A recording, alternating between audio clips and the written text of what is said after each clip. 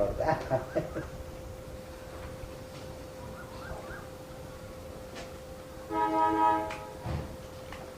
ಇಲ್ಲಿ ಏವಂ ತಾವತ್ ಹೀಗೆ ಕತಿಪಯ ಕಲ್ಪನಾ ಭೇದಾನ್ ಉದಾಹೃತ್ಯ ಅನಂತತ್ವಾತ್ ಸರ್ವಥಾ ಏವತೆ ನೋದಾಹರ್ತುಂ ಶಕ್ಯಂತೆ ಇದು ಸಂಕ್ಷೇಪವಾಹ ಅಂತ ವ್ಯಾಖ್ಯಾನಕಾರರು. ಈಗ ಅನೇಕ ವಾದಗಳಿದೆ. ಇಲ್ಲಿ ಪ್ರಾಣ ಅಂತ ಹೇಳಿ ಶುರು ಮಾಡಿಕೊಂಡು ಒಂದು 20-25 ಹೇಳಿದ್ದಾರೆ. ಆದರೆ ಇನ್ನೂ ಅನೇಕವಾಗಿ ವಾದಗಳಿದೆ. ಅದು ಏನರ್ಥ? ಜೀವಂ ಕಲ್ಪಯತೆ ಪೂರ್ವಂ, ಮೊದಲಲ್ಲಿ ಜೀವನನ್ನು ಕಲ್ಪಿಸ್ಕೊಳ್ತಾನೆ. ಜೀವನ ಮೇಲೆ ಪ್ರಾಣ ಇತ್ಯಾದಿಯಾಗಿ ತನಗೆ ಏನೇನು ವ್ಯವಹಾರದಲ್ಲಿ ಬರುತ್ತೋ ಅದನ್ನೆಲ್ಲವನ್ನು ಕಲ್ಪಿಸ್ಕೊಂಡು ಹೋಗ್ತಾನೆ ಅವನು. ಈಗ ಮನುಷ್ಯ ಕಲ್ಪನೆ ಮಾಡಿಕೊಳ್ಳೋದಕ್ಕೆ ಅಂತವೇ ಇಲ್ಲ, ಅನಂತವಾಗಿ ಕಲ್ಪನೆಗಳು. ಈ ಕಲ್ಪನೆಗಳು ಎಲ್ಲವನ್ನೂ ಇಲ್ಲಿ ಹೇಳೋದು ಸಾಧ್ಯ ಇಲ್ಲ ಅಂತ ಹೇಳಿ ಕೆಲವನ್ನೇ ಹೇಳಿದ್ದಾರೆ. ಕೆಲವು ಪ್ರಾಣ ಅಂತ ಮಾಡ್ಕೊಳ್ತಾರೆ. ಜೀವ ಅಂತ ಒಬ್ಬ ಇರಬೇಕು. ಜೀವಂ ಕಲ್ಪಯತೆ ಪೂರ್ವಂ, ಜೀವನ ಮೇಲೆ ಅನೇಕವಾದ ಭಾವನೆಗಳನ್ನು ಕಲ್ಪನೆ ಮಾಡಿಕೊಳ್ತಾರೆ. ಎಂಭಾವಂ ದರ್ಶಯೇದ್ಯಸ್ಯ ತಂಭಾವಂ ಸತು ಪಶ್ಯತಿ ತಂಚಾವತಿ ಸಭೂತ್ವಾ ಸೌ ತದ್ಗ್ರಹ ಸಮುಪೈತಿ ತಂ. ಯಂ ಭಾವಂ ದರ್ಶಯೇತ್ ಯಸ್ಯ, ಯಾರಿಗೆ ಗುರುವಾದವನು ಯಾವ ಭಾವಗಳನ್ನು ತೋರಿಸ್ತಾನೋ, ಇಲ್ಲಿ ಗುರು ಅಂತ ಹೇಳಿ ವ್ಯಾಖ್ಯಾನಕಾರರು ಆಚಾರ್ಯ ಅಂತ ಹೇಳಿದ್ದಾರೆ. ಆಚಾರ್ಯನು ಯಾವುದನ್ನ ತೋರಿಸ್ತಾನೋ ಎಂಭಾವಂ, ದಯಮಾಡಿಸಿ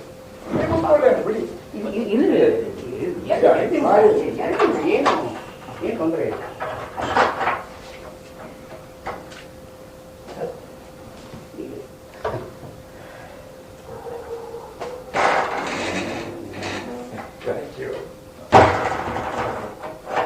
ಯಸ್ಯ ಎಂಭಾವಂ ದರ್ಶಯೇತ್, ಯಾರಿಗೆ ಯಾವ ಭಾವ ತೋರಿಕೊಳ್ಳುತ್ತೋ. ಇವಾಗ ಕೆಲವರಿಗೆ ಪ್ರಾಣ, ಕೆಲವರಿಗೆ ಲೋಕಗಳು, ಕೆಲವರಿಗೆ ಲಿಂಗಗಳು ಇತ್ಯಾದಿಯಾಗಿ ಚಿತ್ತ ಪಂಚ, ಯಾರ್ಯಾರಿಗೆ ಯಾವ್ಯಾವುದು ಕಾಣಿಸಿಕೊಳ್ಳುತ್ತೋ ತಂಭಾವಂ ಸತು ಪಶ್ಯತಿ. ಅಂದ್ರೆ ಒಂದು ಕಡೆ ಪ್ರೆಸೆಂಟೇಷನ್ ಇದ್ರೆ ಇನ್ನೊಂದು ಕಡೆ ಪರ್ಸೆಪ್ಷನ್ ಅಂತ ಇದೆ. Whatever is presented is perceive. ಯಾವ್ಯಾವುದು ಹೊರಗಡೆಯಿಂದ ನಮ್ಮ ಇಂದ್ರಿಯಗಳಿಗೆ ಮನಸ್ಸಿಗೆ ಬರುತ್ತೋ ಅಂದ್ರೆ ಏನು, ಇದರಲ್ಲಿ ಎರಡೂ ಇದೆ. ಇದು ಪ್ಯಾಸಿವ್ ಪರ್ಸೆಪ್ಷನ್ ಅಲ್ಲ. ಇವನು ಅದನ್ನ ಭಾವವನ್ನಾಗಿ ನೋಡಬೇಕು, ಹೊರಗಿನಿಂದಲೂ ಅದು ನಮಗೆ ಕಾಣಿಸ್ಬೇಕು. ಇದಕ್ಕಾಗಿ ಎಂ ದರ್ಶಯೇತ್ ಸತು ಪಶ್ಯತಿ, ಯಾವುದು ಕಾಣಿಸ್ಕೊಳ್ಳುತ್ತೋ ಅದನ್ನು ನೋಡ್ತಾನೆ ಅಂತಂದ್ರೆ ಸ್ವಾರಸ್ಯ. ಯಾವುದು ಕಾಣಿಸಿಕೊಳ್ಳೋ ರೂಪವನ್ನು ಪಡ್ಕೊಂಡಿರುತ್ತೋ ಇವನು ಭಾವದ ಮೂಲಕವಾಗಿ ಅದನ್ನು ಗ್ರಹಣ ಮಾಡ್ತಾನೆ. ಮತ್ತಷ್ಟಲ್ಲದೇನೆ ತಂಚ ಅವತಿ ಸಹ, ತಾನು ಯಾವ ಭಾವವನ್ನು ಕಂಡುಕೊಳ್ತಾನೋ ಅದನ್ನ ಗಟ್ಟಿಯಾಗಿ ಹಿಡ್ಕೊಳ್ತಾನೆ, ರಕ್ಷಣೆ ಮಾಡಿಕೊಳ್ತಾನೆ. ಅವತಿ ತಂಚ ಅವತಿ. ಇಲ್ಲಿ ಸಾಮಾನ್ಯ ವ್ಯಾಖ್ಯಾನದಲ್ಲಿ ಹೇಳೋದು ಸುಲಭವಾಗಿದೆ. ಆಚಾರ್ಯರು ಒಂದು ಪರಂಪರೆಯಿಂದ ಇದು ಭಾವ ಅಂತ ತೋರಿಸಿದರೆ, ಸಾಂಖ್ಯರಾದವರು ಚಿತ್ತ ಅಂತ ತೋರಿಸಿದರೆ, ಅಥವಾ ಇನ್ನೊಬ್ರು ಇನ್ನೊಂದು ಯಾರ ತೋರಿಸಿದರೆ, ಶಿಷ್ಯನಾದವರು ಅದನ್ನು ನೋಡ್ತಾನೆ. ಯಾವುದನ್ನು ಗುರು ತೋರಿಸ್ತಾನೋ ಇವನ ಕಣ್ಣಿಗೆ ಅದೇ ಬೀಳುತ್ತೆ. ಅಂದರೆ there must be a motivation or a precondition which will determine him to see particular thing. ಈಗ ಟಾಲ್ಸ್ಟಾಯ್ ಒಂದು ಕಥೆಯಲ್ಲಿ ಬರುತ್ತಲ್ಲ, ಅವನು ಕಾಬ್ಲರ್, ಈ will only look at the shoes of the people. ಅವನಿಗೆ ಇನ್ನೇನು ಅವ್ರು ಹಾಕೊಂಡ್ರೋ ಬಟ್ಟೆ ಗಿಟ್ಟೆ ಮೇಲೆ ಗಮನವೇ ಇಲ್ಲ, ಅವನಿಗೆ ಅವ್ರು ಹಾಕೊಂಡ್ರೋ ಜೋಡಿನ ಮೇಲೆ ಗಮನ. ಹೀಗೆ ಇದು ಯಾವುದೋ ಒಂದು ಪೂರ್ವಗ್ರಹವಾಗಿ ಕೂತ್ಕೊಂಡಿರುತ್ತೋ ಅದನ್ನು ಇವರು ಹಿಡ್ಕೊಳ್ತಾನೆ. ಎಂಭಾವಂ ದರ್ಶಯೇದ್ಯಸ್ಯ ತಂಭಾವಂ ಸತು ಪಶ್ಯತಿ, ಅದನ್ನು ಅವನು ನೋಡ್ತಾನೆ. ಅದ್ರ ಮಿಕ್ಕಾದಕ್ಕಿಂತ ಹೆಚ್ಚಾಗಿ ಇದು ಕಣ್ಣಿಗೆ ಬೀಳುತ್ತೆ, ಎದ್ದು ಕಾಣುತ್ತೆ ಇದು. ಮತ್ತು ತಂಚ ಸ ಅವತಿ, ಅವನದನ್ನು ಗಟ್ಟಿಯಾಗಿ ಹಿಡ್ಕೊಂಡು ಕಾಪಾಡ್ತಾನೆ. ಅವತಿ ಅಂದ್ರೆ ರಕ್ಷಣೆ ಮಾಡಿಕೊಳ್ತಾನೆ. ಮತ್ತು ಅಸೌ ತದ್ಗ್ರಹ ಭೂತ್ವಾ ತಂ ಸಮುಪೈತಿ. ತದ್ಗ್ರಹ, ತಸ್ಮಿನ್ ಗ್ರಹ ಅಭಿನಿವೇಶ ಯಸ್ಯ ಸಹ ಭೂತ್ವಾ, ಆಗಿ ಇದರಲ್ಲಿ ಅವನಿಗೆ ಒಂದು ಅಭಿನಿವೇಶ ಅಂತ ಬಂದ್ಬಿಡುತ್ತೆ. ಅದನ್ನ he is gripped by it. ಹೀಗಾಗಿ ತಮುಪೈತಿ ಅದರ ಕಡೆಗೆ ಇವನ ಮನಸ್ಸು ಓಡುತ್ತೆ. ಇಷ್ಟೊಂದು ಭಾವಗಳು ಹೇಳಿದ್ರಲ್ಲ, ಜೀವಂ ಪೂರ್ವ ಕಲ್ಪಯತೆ ಪೂರ್ವಂ, ಜೀವದ ಮೇಲೆ ಯಾವ್ಯಾವ ಭಾವಗಳು ಯಾರ್ಯಾರಿಗೆ ಹಿಡಿಸುತ್ತೋ ಅದನ್ನು ಅವರು ಗಟ್ಟಿಯಾಗಿ ಹಿಡ್ಕೊಳ್ತಾರೆ. ಅಂದ್ರೆ ಏನು, plurality of views which you can't brush aside at all. ಯಾರಿಗೆ ಯಾವ ಭಾವ ಹಿಡಿಸುತ್ತೋ ಅದನ್ನು ಹಿಡ್ಕೊಳ್ತಾನೆ. ಏತೈರೇಷೋ ಅಪೃಥಕ್ ಭಾವೈ ಪೃಥಗೇವೇತಿ ಲಕ್ಷಿತಃ ಏವಂ ಯೋ ವೇದ ತತ್ವೇನ ಕಲ್ಪಯೇತ್ ಸೋ ಅವಿಶಂಕಿತಃ.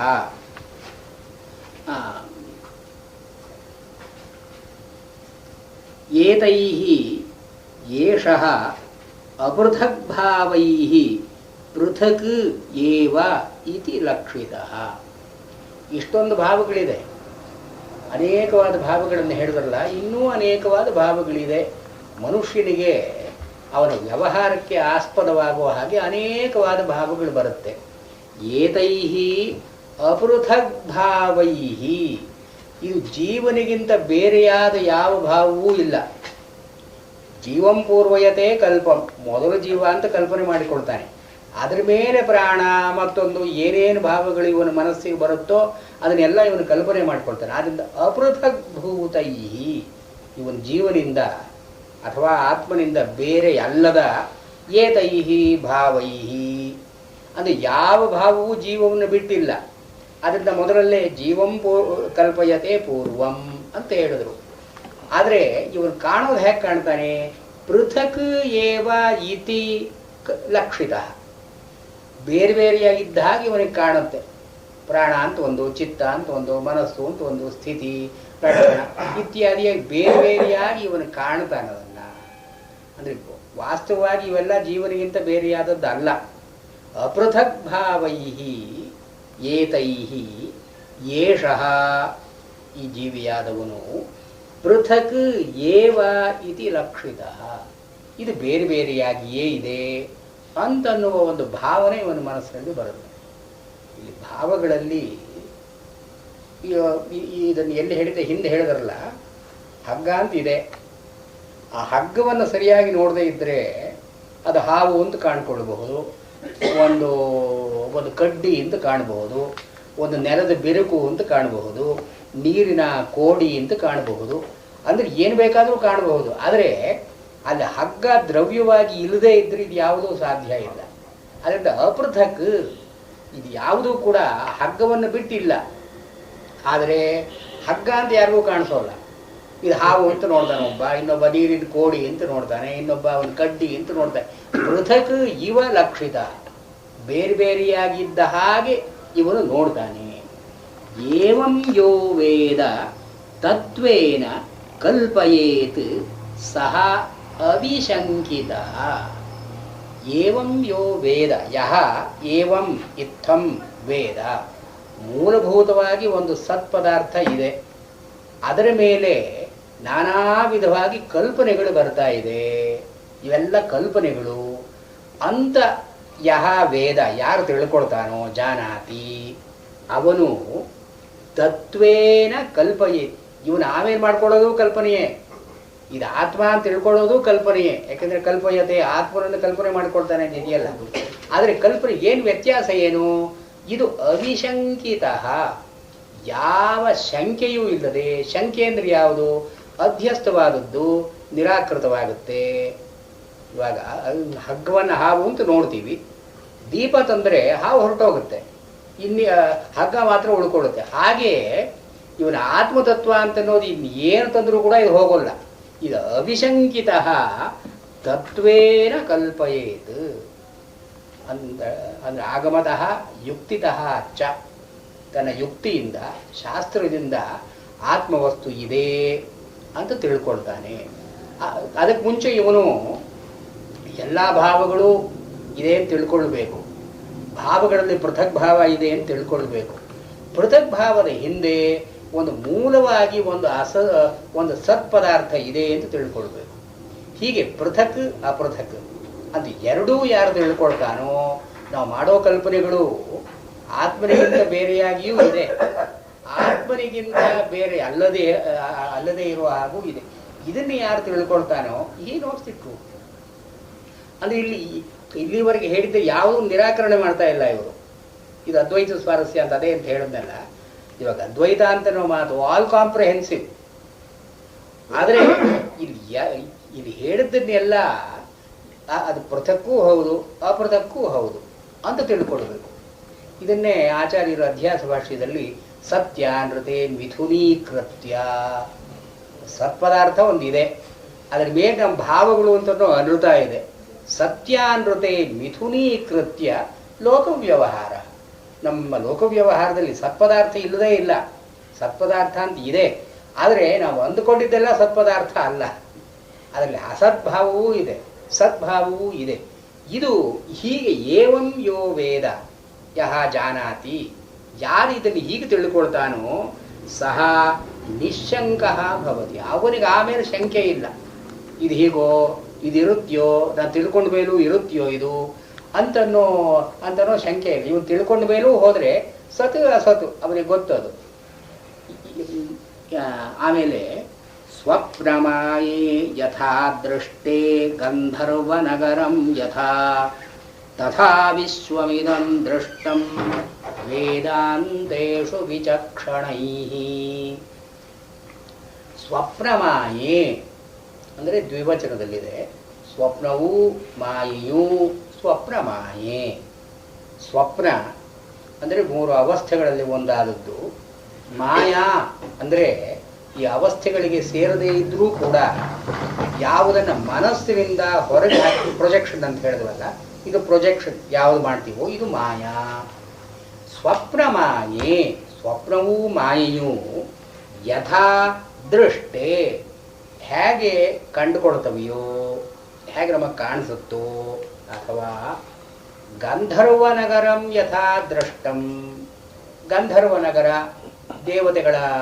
ದೇವತೆಗಳು ಯಕ್ಷರು ಇರತಕ್ಕಂಥ ಊರು ಅಂತಂದ ಮೇಲೆ ಅದರಲ್ಲಿ ಬೀದಿಗಳಿರಬೇಕು, ಮನೆಗಳಿರಬೇಕು, ಇತ್ಯಾದಿಗಳೆಲ್ಲ ಇರಬೇಕು.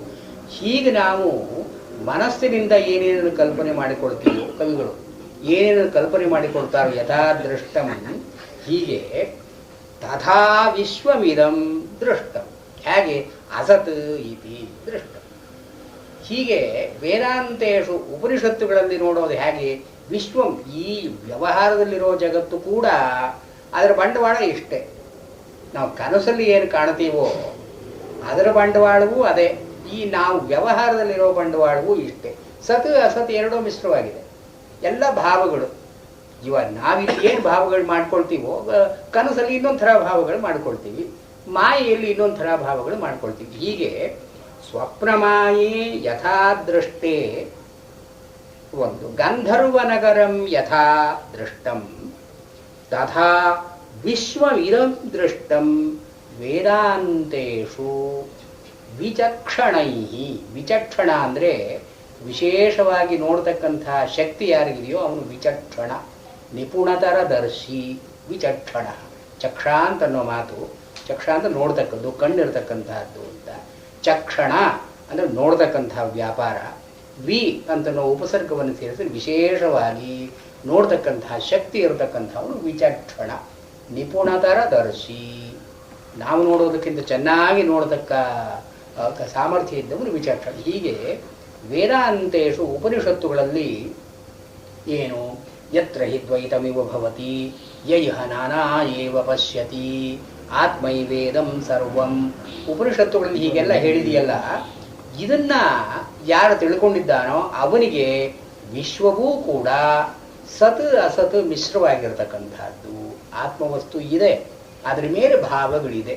ಇಲ್ಲಿವರೆಗೂ ಭಾವಗಳನ್ನು ಕುರಿತು ಹೇಳಿದ್ದ ಅಷ್ಟೇ ಅದರ ಪ್ರಯೋಜನ. ಏನು, ಈ ಭಾವಗಳು ಯಾವುದೂ ಕೂಡ ಆತ್ಮವಸ್ತುವನ್ನು ಕದಡಲಾರದು. ಏನೇನು ಭಾವಗಳು ಬಂದರೂ ಕೂಡ ಆತ್ಮವಸ್ತು ಇದ್ದೇ ಇರಬೇಕು. ಆತ್ಮವಸ್ತು ಇಲ್ಲದೆ ಒಂದು ಭಾವ ಅಂತ ಬರಲಾರದು. ಹೇಗೆ ಹಗ್ಗ ಇಲ್ಲದೆ ಹಾವು ಅಂತ ನಮಗೆ ಕಾಣಲಾರದು. ಬರೀ ನೆಲವನ್ನು ನಾವು ಹಗ್ಗ ಅಂತ ನಾವು ಹಾವು ಅಂತ ನೋಡೋಲ್ಲ. ನಾವು ಹಾವು ಅಂತ ನೋಡಿದ್ರೆ ಅದು ಹಾವು ಅಲ್ಲದೇ ಇದ್ರೂ ಕೂಡ ಅವು ಒಂದು ದ್ರವ್ಯ ಇರಬೇಕು, ರಜ್ಜು ದ್ರವ್ಯ ಅಂತ ಇರಬೇಕು. ಹಾಗೆ ಜಗತ್ತಿನಲ್ಲೆಲ್ಲ ಆತ್ಮ ಅಂತ ಒಂದಿದೆ. ಆತ್ಮೈವೇದಂ ಸರ್ವಂ, ಎಲ್ಲವೂ ಆತ್ಮ ಅಂತ ಉಪನಿಷತ್ತಿನಲ್ಲಿ ಹೇಳಿದೆಯಲ್ಲ. ಬ್ರಹ್ಮೈವೇದಂ ಸರ್ವಂ, ಎಲ್ಲವೂ ಬ್ರಹ್ಮ. ಇದು ವಿಚಕ್ಷಣನಿಗೆ ಗೊತ್ತು. ಆದರೆ ವ್ಯವಹಾರದಲ್ಲಿರತಕ್ಕಂತಹದ್ದು ಆತ್ಮನಿಂದ ಬೇರೆ ಅಲ್ಲದೇ ಇದ್ರೂ ಕೂಡ ಆತ್ಮನಿಂದ ಬೇರೆಯಾಗಿಯೇ ಕಾಣುತ್ತೆ ನಮಗೆ. ಹಾಗೆ ನಮಗೆ ದೇಹ ಇದೆ, ನನಗೆ ಕಣ್ಣಿದೆ, ಕಣ್ಣಿಂದ ನೋಡ್ತೀನಿ. ಕಣ್ಣು ಅಂತ ಅನ್ನೋದು ಆತ್ಮನನ್ನು ಬಿಟ್ಟು ದೇಹ ಇಲ್ಲ, ದೇಹವನ್ನು ಬಿಟ್ಟು ಕಣ್ಣು ಅಂತ ಇಲ್ಲ. ಆದರೆ ಆತ್ಮ ನೋಡುತ್ತೆ ಅಂತ ಅನ್ನೋ ಅರಿವು ನಮಗಿಲ್ಲ. ಕಣ್ಣು ನೋಡುತ್ತೆ, ಕಿವಿ ನೋಡುತ್ತೆ, ಕಿವಿ ಕೇಳುತ್ತೆ ಇತ್ಯಾದಿಯಾಗಿ ಸತ್ ಅಸತ್ ಎರಡನ್ನು ಕೂಡಿಸಿ ಲೋಕ ವ್ಯವಹಾರ. ಹೀಗೆ ವಿಚಕ್ಷಣೈಹಿ. ಇಲ್ಲಿ ಪಾಪ ಗೌಡಪಾದ್ರೇನೆ, ಗೌಡಪಾದ್ರೋ ಯಾರು ಇದನ್ನು ಬರೆದ್ರು ಅವರು,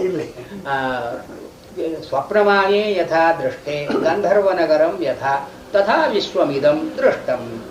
ಹ್ಯಾಕ್ ಕಾಣುತ್ತೆ ಅಂತ ಹೇಳಲಿಲ್ಲ, ಇಲ್ಲಿ ಅಸತ್ ಅಂತ ಹೇಳಲಿಲ್ಲ, ವಿಶ್ವ ಎಲ್ಲ ಸುಳ್ಳು ಅಂತ ಏನು ಹೇಳಲಿಲ್ಲ ಅವರು.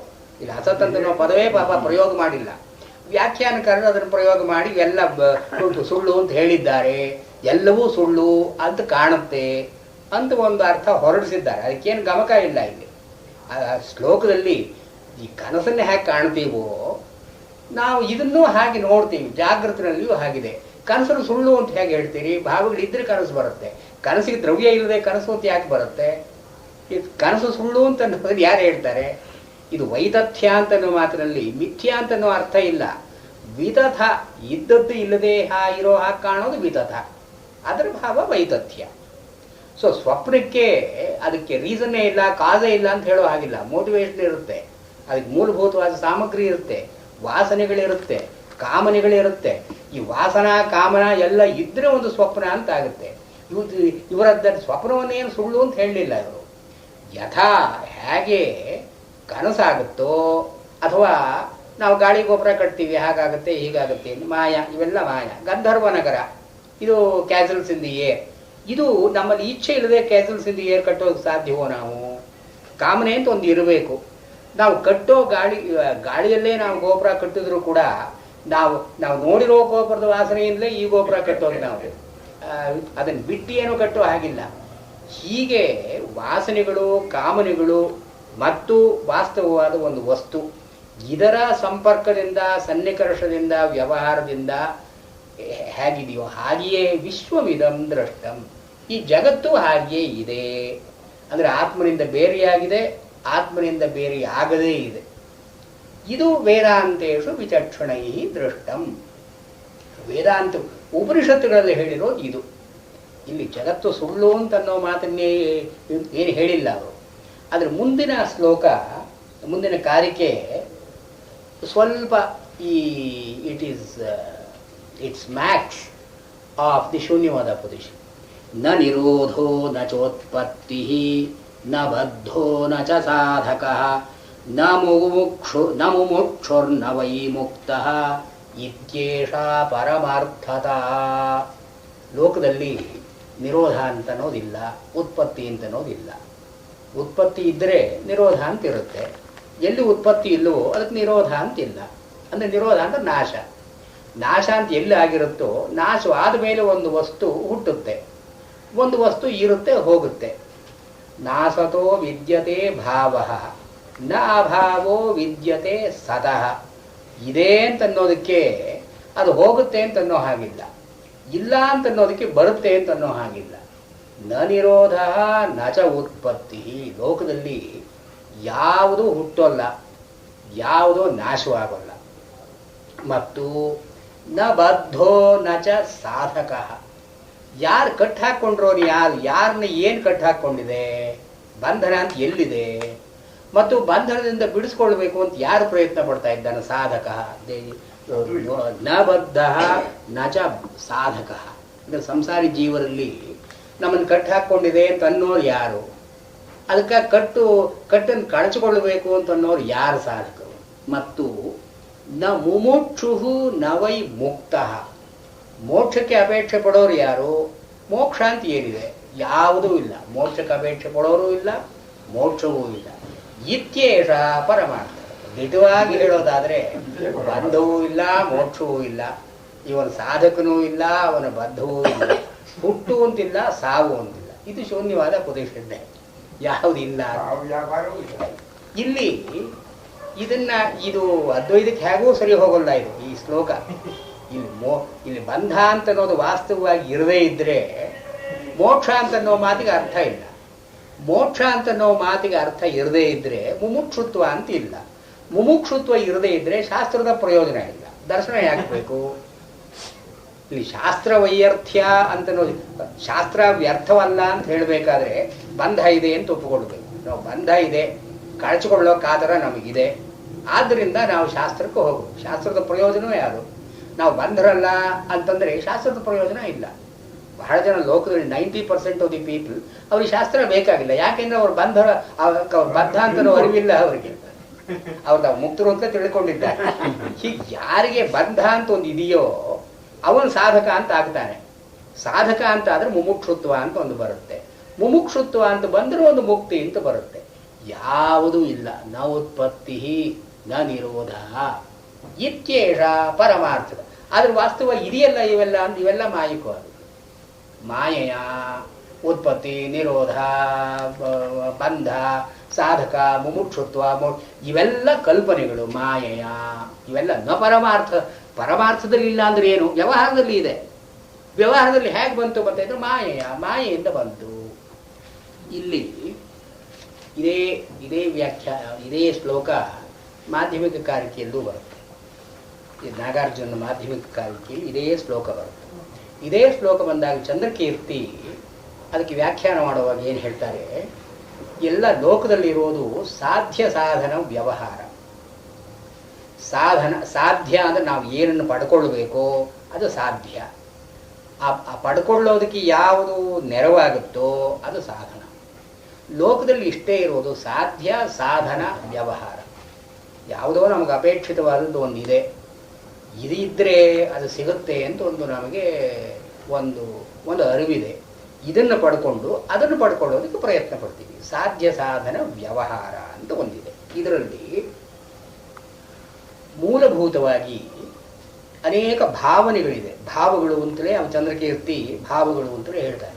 ಏತೇ ಭಾವಾಹ, ಈ ಭಾವಗಳು ಪ್ರಸೃತವಾಗಿದೆ. ಏನು ಭಾವಗಳು? ಮೊದಲಲ್ಲಿ ಉತ್ಪನ್ನಸ್ಯ ಬಂಧ.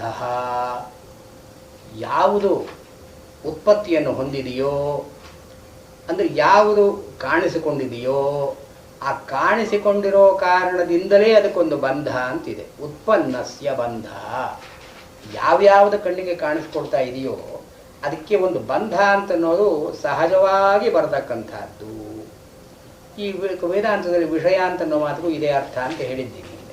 ವಿಷಯ ಅಂತ ಅನ್ನೋ ಮಾತು ಶೀಂಗ್ ಅಂತ ಅನ್ನೋ ಧಾತುವಿನಿಂದ ಬಂದದ್ದು. ಶೀಂಗ್ ಅಂದ್ರೆ ಹಿಡ್ಕೊಳ್ಳೋದು ಅಂತ ಅರ್ಥ, ಕಟ್ಟೋದು ಅಂತ ಅರ್ಥ. ವಿಷಯ ಅಂದ್ರೆ ಏನು? ನಮ್ಮನ್ನು ಏನು ಕಟ್ಟ ಹಾಕುತ್ತೋ ಅದು ವಿಷಯ. ಆದ್ರಿಂದ ಈ ಉತ್ಪತ್ತಿ ಯಾವ್ಯಾವ್ದು ಕಣ್ಣಿಗೆ ಕಾಣಿಸ್ಕೊಳ್ಳುತ್ತೋ ಅದು ನಮ್ಮನ್ನು ಕಟ್ಟು ಹಾಕೋ ಸ್ವಭಾವ ಅದಕ್ಕೆ ಸಹಜವಾಗಿ ಇದೆ. ಆ ಕಟ್ಟು ಅಂತ ಅನ್ನೋದು ಅದರಲ್ಲಿ ಇದ್ದೇ ಇದೆ. ಮತ್ತು ಬಂಧ ನಿವೃತ್ತ್ಯರ್ಥಂ ಮೃಗ್ಯಂ ಸಾಧನಂ. ಈ ಬಂಧ ಅಂತನ್ನೋದು ಯಾರಿಗೂ ಅಪೇಕ್ಷಿತವಾದದ್ದಲ್ಲ. ಇದಕ್ಕೆ ಮೂಲಭೂತವಾಗಿ ಅವರು ಏನು ಹೇಳ್ತಾರೆ? ಅವರು ಬೌದ್ಧರು ಹೇಳೋದು ಅದೇ, ವೇದಾಂತಿಗಳು ಹೇಳೋದು ಅದೇ. ವೇದಾಂತಿಗಳ ಆತ್ಮ ಬದ್ಧನಾಗಿದ್ರೆ ಏನು, ಇವಾಗ ಬದ್ಧನಾಗಿರಲಿ. ಪಂಜರದಲ್ಲಿರೋ ಗಿಣಿ ಏನು, ಅದಕ್ಕೆ ಹೊತ್ತಿಗೆ ಊಟ ಸಿಗುತ್ತೆ, ಆಹಾರ ಸಿಗುತ್ತೆ, ಎಲ್ಲ ಸಿಗುತ್ತೆ. ಯಾಕೆ ಅದನ್ನೇ ಸುಖ ಅಂತ ಯಾಕನ್ಬಾರ್ದು? ಬಂಧವೇ ಇರಲಿ ನಮಗೆ. ಅಂದರೆ ಆತ್ಮನ ಸ್ವರೂಪ ವಿಭುವಾದದ್ದರಿಂದ, ವ್ಯಾಪಕವಾದದ್ದರಿಂದ ಯಾವ ರೀತಿಯಾದ ಕಟ್ಟುಪಾಡು ಅದಕ್ಕೆ ಇಷ್ಟ ಇಲ್ಲ. ಅನಿಷ್ಟಂ ಬಂಧಂ. ಬಂಧ ಅಂತ ಅನ್ನೋದು ಆತ್ಮನಿಗೆ ಅನಿಷ್ಟವಾದದ್ದು. ಅಂದ್ರೆ ಅನಿಷ್ಟ ಅಂದರೆ ಇಷ್ಟವಲ್ಲದೇ ಇರೋದು. ಅವನಿಗೆ ವಿಭು ಅಂದರೆ ವ್ಯಾಪ್ತಿ ಹೊಂದೋದಕ್ಕೆ ಯಾವ್ಯಾವ ಅವಕಾಶ, ಯಾವ ಅಡಚಣೆಗಳಿದೆಯೋ ಅದನ್ನೆಲ್ಲ ತೊಡೆದು ಹಾಕಬೇಕು ಅಂತ ನಾವು ಬಯಕೆ ಅವನಿಗಿದೆ. ಆದ್ದರಿಂದಲೇ ಇವನು ಜಾಗೃತ ಅವಸ್ಥೆಯಿಂದ ಸ್ವಪ್ನಕ್ಕೆ ಹೋಗುವಾಗ ಆಗಲೇ ಕೆಲವು ಕಟ್ಟುಗಳನ್ನು ಕಳಚಿಕೊಳ್ತಾನೆ. ಯಥಾ ಯಂ ಕಾಮಯತೆ ತಂ ಪಶ್ಯತಿ. ಅವನು ಸ್ವಪ್ನದಲ್ಲಿ ತನಗೆ ಏನು ಬಯಕೆ ಇದೆಯೋ ಅದನ್ನು ಮಾಡಿಕೊಳ್ತಾನೆ, ಅದನ್ನು ನೋಡ್ಕೊಳ್ತಾನೆ. ಇಲ್ಲಿ ಹೊರಗೆ ತಾನು ಏನನ್ನು ಸಾಧಿಸ್ಕೊಳ್ಳೋದು ಸಾಧ್ಯ ಇಲ್ವೋ ಕನಸಿನಲ್ಲಿ ಸಾಧಿಸ್ಕೊಳ್ತಾನೆ. ಯಾರು ಅಡ್ಡಿ ಇದೆ ಅದಕ್ಕೆ? ಅವನು ಕನಸು ಕಾಣುವಾಗ ಅವನಿಗೆ ಜಗತ್ತಿನ ಹಂಗೇನಿದೆ ಅವನಿಗೆ. ಆದರೆ ಅವನು ಪೂರ್ತಿ ನಿದ್ರೆ ಮಾಡ್ತಿರುವಾಗ ವಾಸನೆಗಳ ಹಂಗೂ ಇಲ್ಲ. ಸುಷುಪ್ತಿಯಲ್ಲಿ ವಾಸನೆಗಳಾದರೂ ಅಡ್ಡಿ ಮಾಡುತ್ತೆ. ಎಲ್ಲರಿಗೂ ಒಂದೇ ರೀತಿಯ ಸ್ವಪ್ನ ಸಿಗೋಲ್ಲ. ಒಬ್ಬೊಬ್ಬರಿಗೆ ವಾಸನೆಯಿಂದ ಒಂದೊಂದು ರೀತಿಯ ಸ್ವಪ್ನ ಅಂತ, ಅಂದ್ರೆ ವಾಸನೆಗಳ ಕಟ್ಟುಪಾಡಿದೆ. ಇವರು ಸುಷುಪ್ತಿಯಲ್ಲಿ ವಾಸನೆಗಳ ಕಟ್ಟುಪಾಡೂ ಇಲ್ಲ. ಆದ್ರಿಂದ ಸುಷುಪ್ತಿ ಅಂತ ಅನ್ನೋದು ಆತ್ಮನಿಗೆ ಸಹಜವಾದ ಸ್ಥಿತಿ ಅಂತ ಹೇಳಿ. ಬೌದ್ಧರು ಹಾಗೇನೆ ಈ ಶೂನ್ಯ ಅಂತ ಎಲ್ಲಿದೆ, ಶೂನ್ಯಕ್ಕೆ ಯಾವ್ಯಾವ ಕಟ್ಟುಪಾಡು ಹಾಕಿದ್ರೂ ಕೂಡ ಶೂನ್ಯ ಅದನ್ನು ಬಿಡಿಸ್ಕೊಳ್ಳೋದಕ್ಕೆ ಪ್ರಯತ್ನ ಪಡುತ್ತೆ. ಇದು ಬಂಧ ಅಂತ ಒಂದಿದ್ರೆ ಬಂಧ ನಿವೃತ್ತ್ಯರ್ಥಂ ಮೃಗ್ಯಂ ಸಾಧನಂ.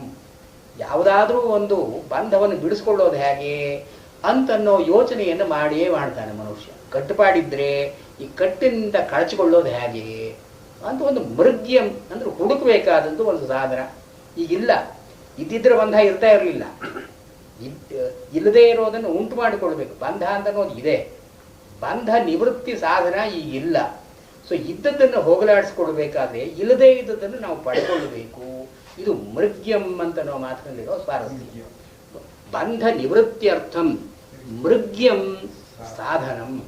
ಈ ಸಾಧನ ಅಂತ ಅನ್ನೋದು ಹುಡುಕಬೇಕು ನಾವು. ಅದೋ ಇದೋ ಇನ್ನೊಂದು ಮಾಡೋಣವೋ, ಜಪವೋ ತಪವೋ ಶಮ ದಮ ಶಾಸ್ತ್ರವೋ ಇನ್ನೇನು ಅಂತ ಹೇಳಿ ಹುಡುಕಬೇಕು. ಮೃಗ್ಯಂ ಸಾಧನಂ. ಅನೇಕರು ಅನೇಕ ವಿಧವಾಗಿ ಹುಡುಕ್ತಾರೆ ಬಂಧ ನಿವೃತ್ತ್ಯರ್ಥಂ. ಮೂರನೇದು ಏನು ಹೇಳ್ತಾರೆ ಅವರು, ಸಾಧನೇನ ಪ್ರೇಪ್ಸಿತಂ ಫಲಂ ಮೋಕ್ಷ.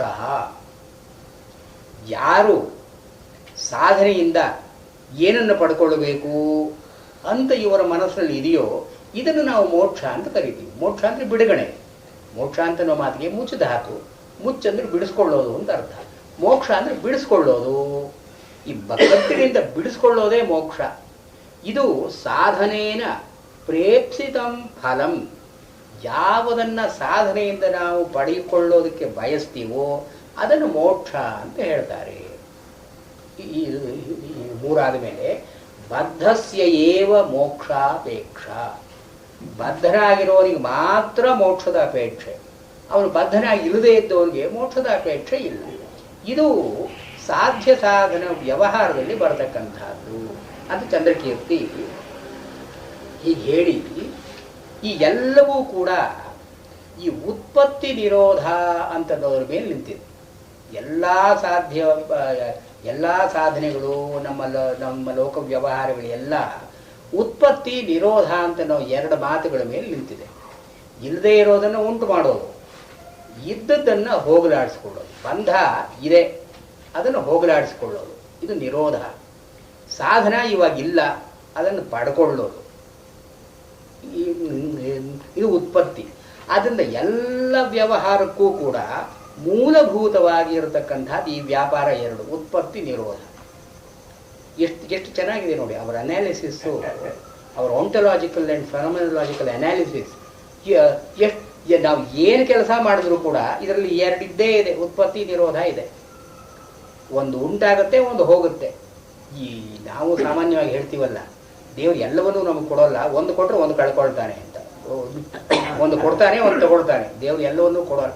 ಇದು ಉತ್ಪತ್ತಿ ನಿರೋಧ. ನಮ್ಮ ಯಾವ ವ್ಯವಹಾರದಲ್ಲೂ ಕೂಡ ಒಂದು ಕಡೆ ಬಂದರೆ ಇನ್ನೊಂದು ಕಡೆ ಹೋಗುತ್ತೆ. ಉತ್ಪತ್ತಿ ನಿರೋಧ are fundamental issues to all phenomena. ಅದನ್ನ ಇದು ವಾಸ್ತವವಾಗಿ ಇದೆಯೇ? ಈ ಬಂಧ ಅಂತ ಅನ್ನೋದು ಇದ್ರೆ ಮೋಕ್ಷ ಅಂತ ಅನ್ನೋದು ಇದೆ.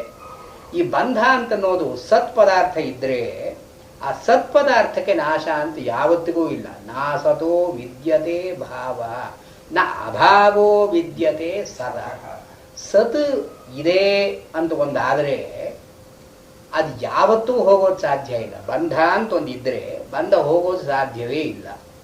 ಕಡೆಯವರೆಗೂ ಬದ್ಧನಾಗಿಯೇ ಇರ್ತಾನೆ. ಇದು ಶೈವ ಪಾಶುಪತ ದರ್ಶನದಲ್ಲಿ ಇದೆ. ಇದು ಮೋಕ್ಷ ಅಂತಂದ್ರೂ ಕೂಡ ಅವರು ಕಡೆಯವರೆಗೂ ಜೀವನಿಗೆ ಒಂದು ಬಂಧಾವಸ್ಥೆ ಅಂತ ಇದ್ದೇ ಇದೆ. ಇದು ಶೈವ ಪಾಶುಪತರಲ್ಲಿ ಇದು ಒಂದು ಶೈವ ಸಿದ್ಧಾಂತದಲ್ಲಿ ಹೀಗೆ ಕಡೆಯವರೆಗೂ ಜೀವನಿಗೆ ಬಂಧಾವಸ್ಥೆ ಅಂತ ಇದೆ. ಜೀವ ಅಂತ ಅನ್ನೋ ಮಾತಿಗೆ ಅರ್ಥವೇ ಬದ್ಧ ಅಂತ ಅರ್ಥ. ಜೀವ ಅಂದ್ರೆ ಬದ್ಧ.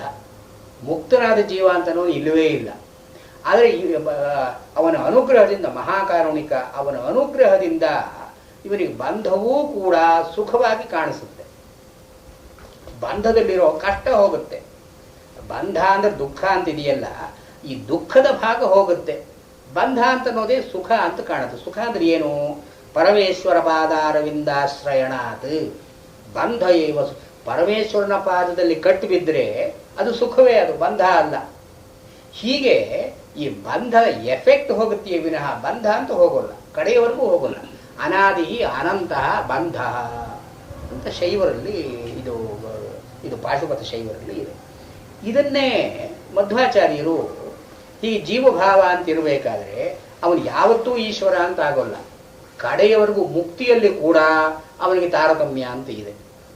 ಇದು ಲಿಂಗದೇಹ ಅಂತ ಹೋದರೂ ಕೂಡ, ಲಿಂಗಭಂಗ ಅಂತ ಆದರೂ ಕೂಡ, ಲಿಂಗದೇಹ ಅಂದ್ರೆ ಕಾರಣ ಶರೀರ ಹೋದರೂ ಕೂಡ ಜೀವಭಾವ ಅಂತ ಉಳ್ಕೊಳ್ಳುತ್ತೆ.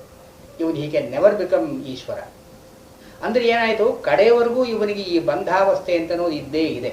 ಆದರೆ ಮುಕ್ತಿಯಲ್ಲಿ ಆನಂದ ಅಂತ ಒಂದಿದೆ, ಆನಂದ ತಾರತಮ್ಯ. ಆನಂದ ಇರೋದ್ರಿಂದ ಇವನಿಗೆ ಈ ಜಗತ್ತಿನ ದುಃಖ ಎಲ್ಲ ಹೋಯಿತು.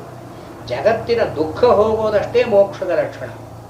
ಮೋಕ್ಷ ಅಂದ್ರೆ ಇವನು ಇದ್ದ ಕಟ್ಟು ಎಲ್ಲ ಹೋಗೋದು ಅಂತಲ್ಲ, ಕಟ್ಟಿನಿಂದ ಬರೋ ದುಃಖ ಹೋಗೋದು. ದುಃಖ ಹೋದ್ರೆ ಅದು ಮೋಕ್ಷ. ಹೀಗೆ ಕೆಲವು ದರ್ಶನಗಳಿದೆಯಲ್ಲ, ಇದೆಲ್ಲ ವಿರುದ್ಧವಾಗಿ ಇವರು ಶೂನ್ಯವಾದಿಗಳು ಏನು ಹೇಳ್ತಾರೆ, ಇದು ವಾಸ್ತವವಾಗಿ ಬಂಧ ಅಂತಿದ್ರೆ, ನಾವು ಬಂಧದಿಂದ ಪಾರಾಗಬೇಕು ಅಂತಿದ್ರೆ ಬಂಧ ದುಃಖ ಅಂತಲೇ ಅರ್ಥ. ಯಾವ ರೀತಿಯಲ್ಲಿ ಕೂಡ ಬಂಧ ಸುಖ ಅಂತ ಆಗಲಾರದು. ಆದ್ದರಿಂದ ಬಂಧ ಅಂತ ಒಂದು ಇದೆಯಲ್ಲ, ಇದು ಹೋಗುತ್ತಲ್ಲ ಅಂದ್ರೆ ಬಂಧವೇ ಇಲ್ಲ, ಹೋಗೋದು ಅಂತಿಲ್ಲ. ಇದು ಪರಮಾರ್ಥದ. ವಾಸ್ತವವಾಗಿ ಬಂಧ ಅಂತಿದ್ರೆ ಅದು ಹೋಗಲಾರದು. ಅದು ಹೋಯಿತು ಅಂದ್ರೆ ತಿರುಗಿ ಬರಲಾರದು. ನ ನಿರೋಧ ನ ಉತ್ಪತ್ತಿ. ಇದ್ದ ವಸ್ತು ಹೋಗೋದು ಹೇಗೆ, ಇಲ್ಲದೆ ಇರೋ ವಸ್ತು ಬರೋದು ಹೇಗೆ? ನ ನಿರೋಧ ನ ಉತ್ಪತ್ತಿ. ಇದು ವ್ಯವಹಾರ, ಫೆನೋಮೆನಾಲಜಿಕಲ್. ವಿಶ್ವಕ್ಕೆ ಸಂಬಂಧಪಟ್ಟ ಹಾಗೆ, ದ್ರವ್ಯಗಳಿಗೆ ಸಂಬಂಧಪಟ್ಟ ಹಾಗೆ ಯಾವ ದ್ರವ್ಯ ಇದೆಯೋ ಅದು ಇದ್ದೇ ಇರುತ್ತೆ, ಅದು ಯಾವತ್ತೂ ಹೋಗೋದು ಅಂತಿಲ್ಲ. ಇಲ್ಲದೆ ಇರೋದು ಯಾವತ್ತೂ ಬರುತ್ತೆ ಅಂತ ಅನ್ನೋದಿಲ್ಲ.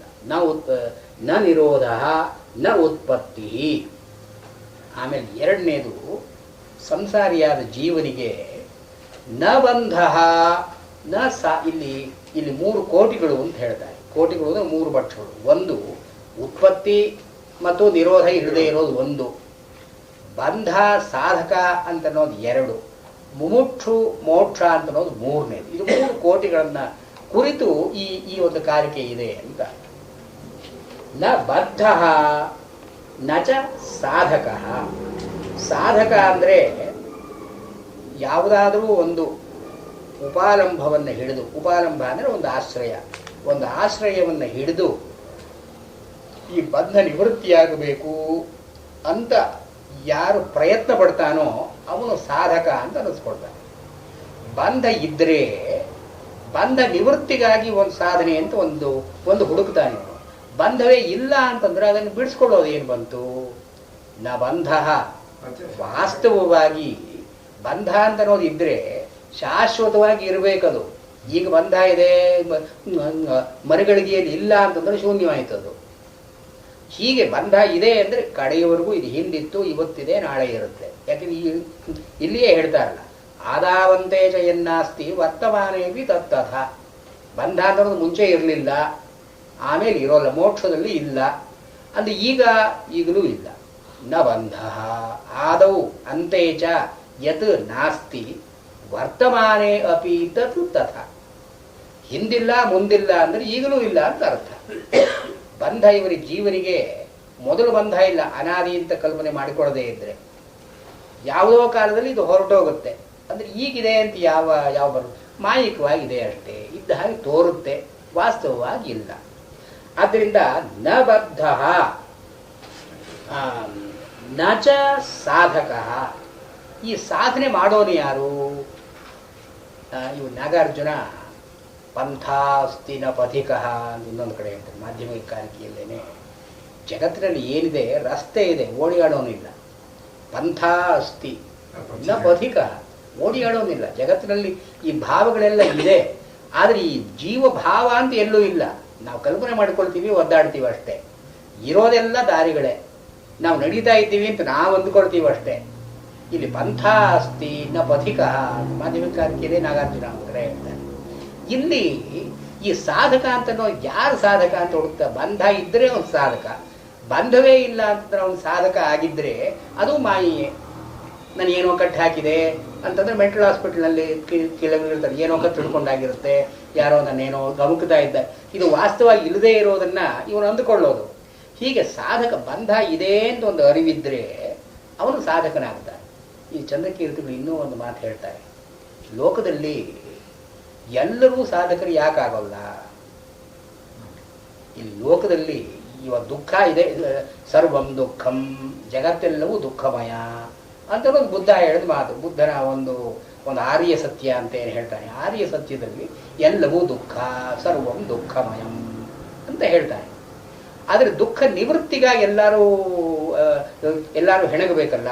4 ಸತ್ಯಗಳಲ್ಲಿ ದುಃಖಕ್ಕೆ ಒಂದು ಕಾರಣ ಇದೆ, ದುಃಖದ ನಿವೃತ್ತಿ ಸಾಧ್ಯ, ದುಃಖ ನಿವೃತ್ತಿಗೆ ಒಂದು ದಾರಿ ಇದೆ. ದುಃಖ ನಿರೋಧ, ದುಃಖಾಭಾವ, ದುಃಖ ಅಭಾವ ಪ್ರತಿಪತ್ತಿ ಮಾರ್ಗ, ಇದನ್ನೇ ಪಟಿಪದ ಅಂತ ಹೇಳ್ತಾನೆ ಅವನು. ದುಃಖ ನಿರೋಧ ಗಾಮಿನಿ ಪಟಿಪದ, ಒಬ್ಬ ಹೋಗತಕ್ಕಂಥ ದಾರಿ ಪ್ರತಿಪದ. ಅದು where only each individual can go. ಜೊತೆಗೆ ಯಾರು ಹೋಗೋ ಹಾಗಿಲ್ಲ ಈ ದಾರಿಯಲ್ಲಿ. ನಮ್ಮ ದುಃಖ ನಾವು ನಾವು ಕಳ್ಕೊಳ್ಬೇಕು ವಿನಃ ನಮ್ಮ ಪಕ್ಕದವನು ನಮ್ಮ ಜೊತೆ ಬರಲಾರ.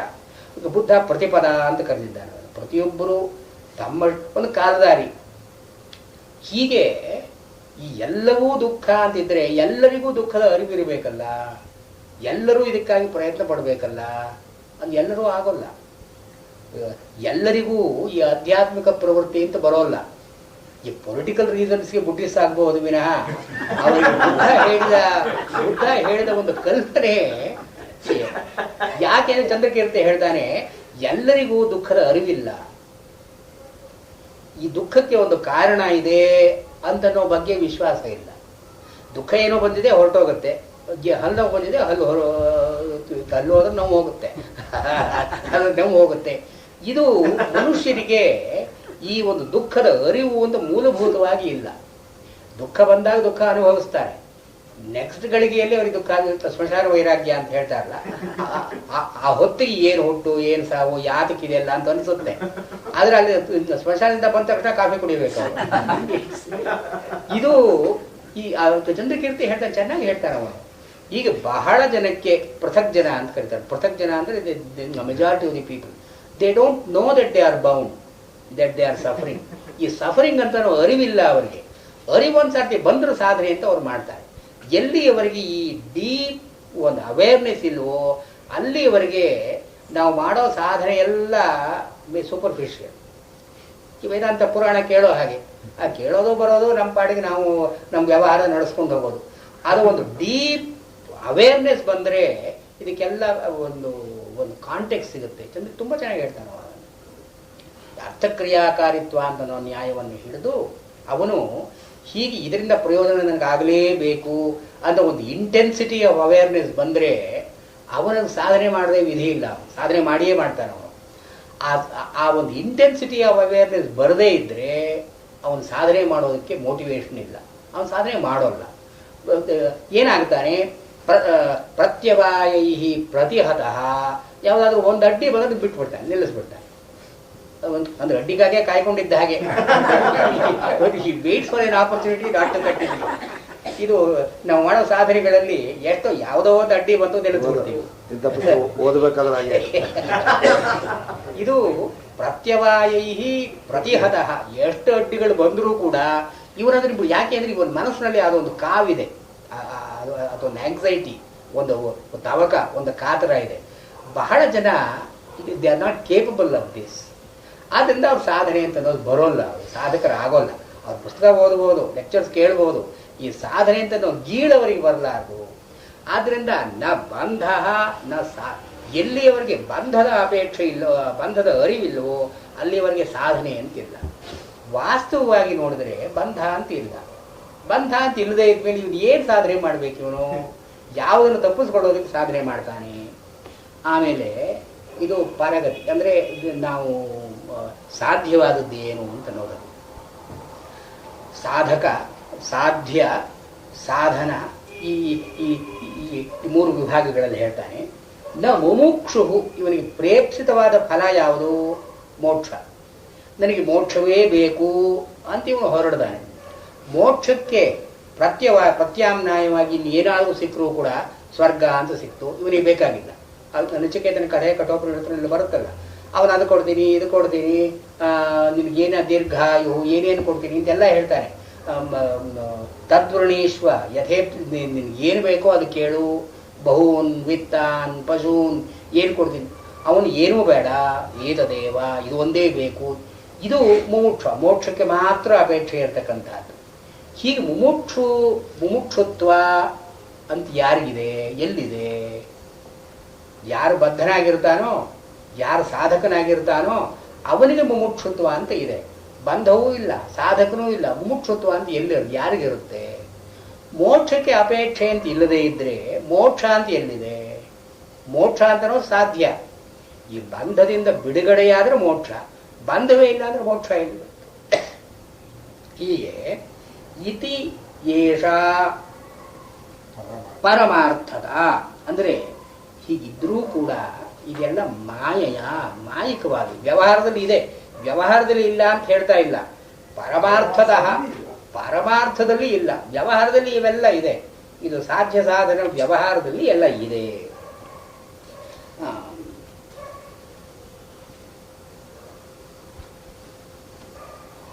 ಆಮೇಲೆ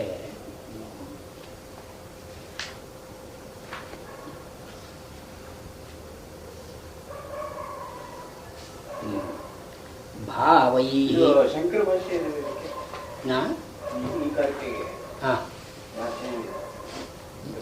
ಕಾರಿಕೆಗೆ ಭಾಷ್ಯ ಜಾಸ್ತಿ ಇಲ್ಲ.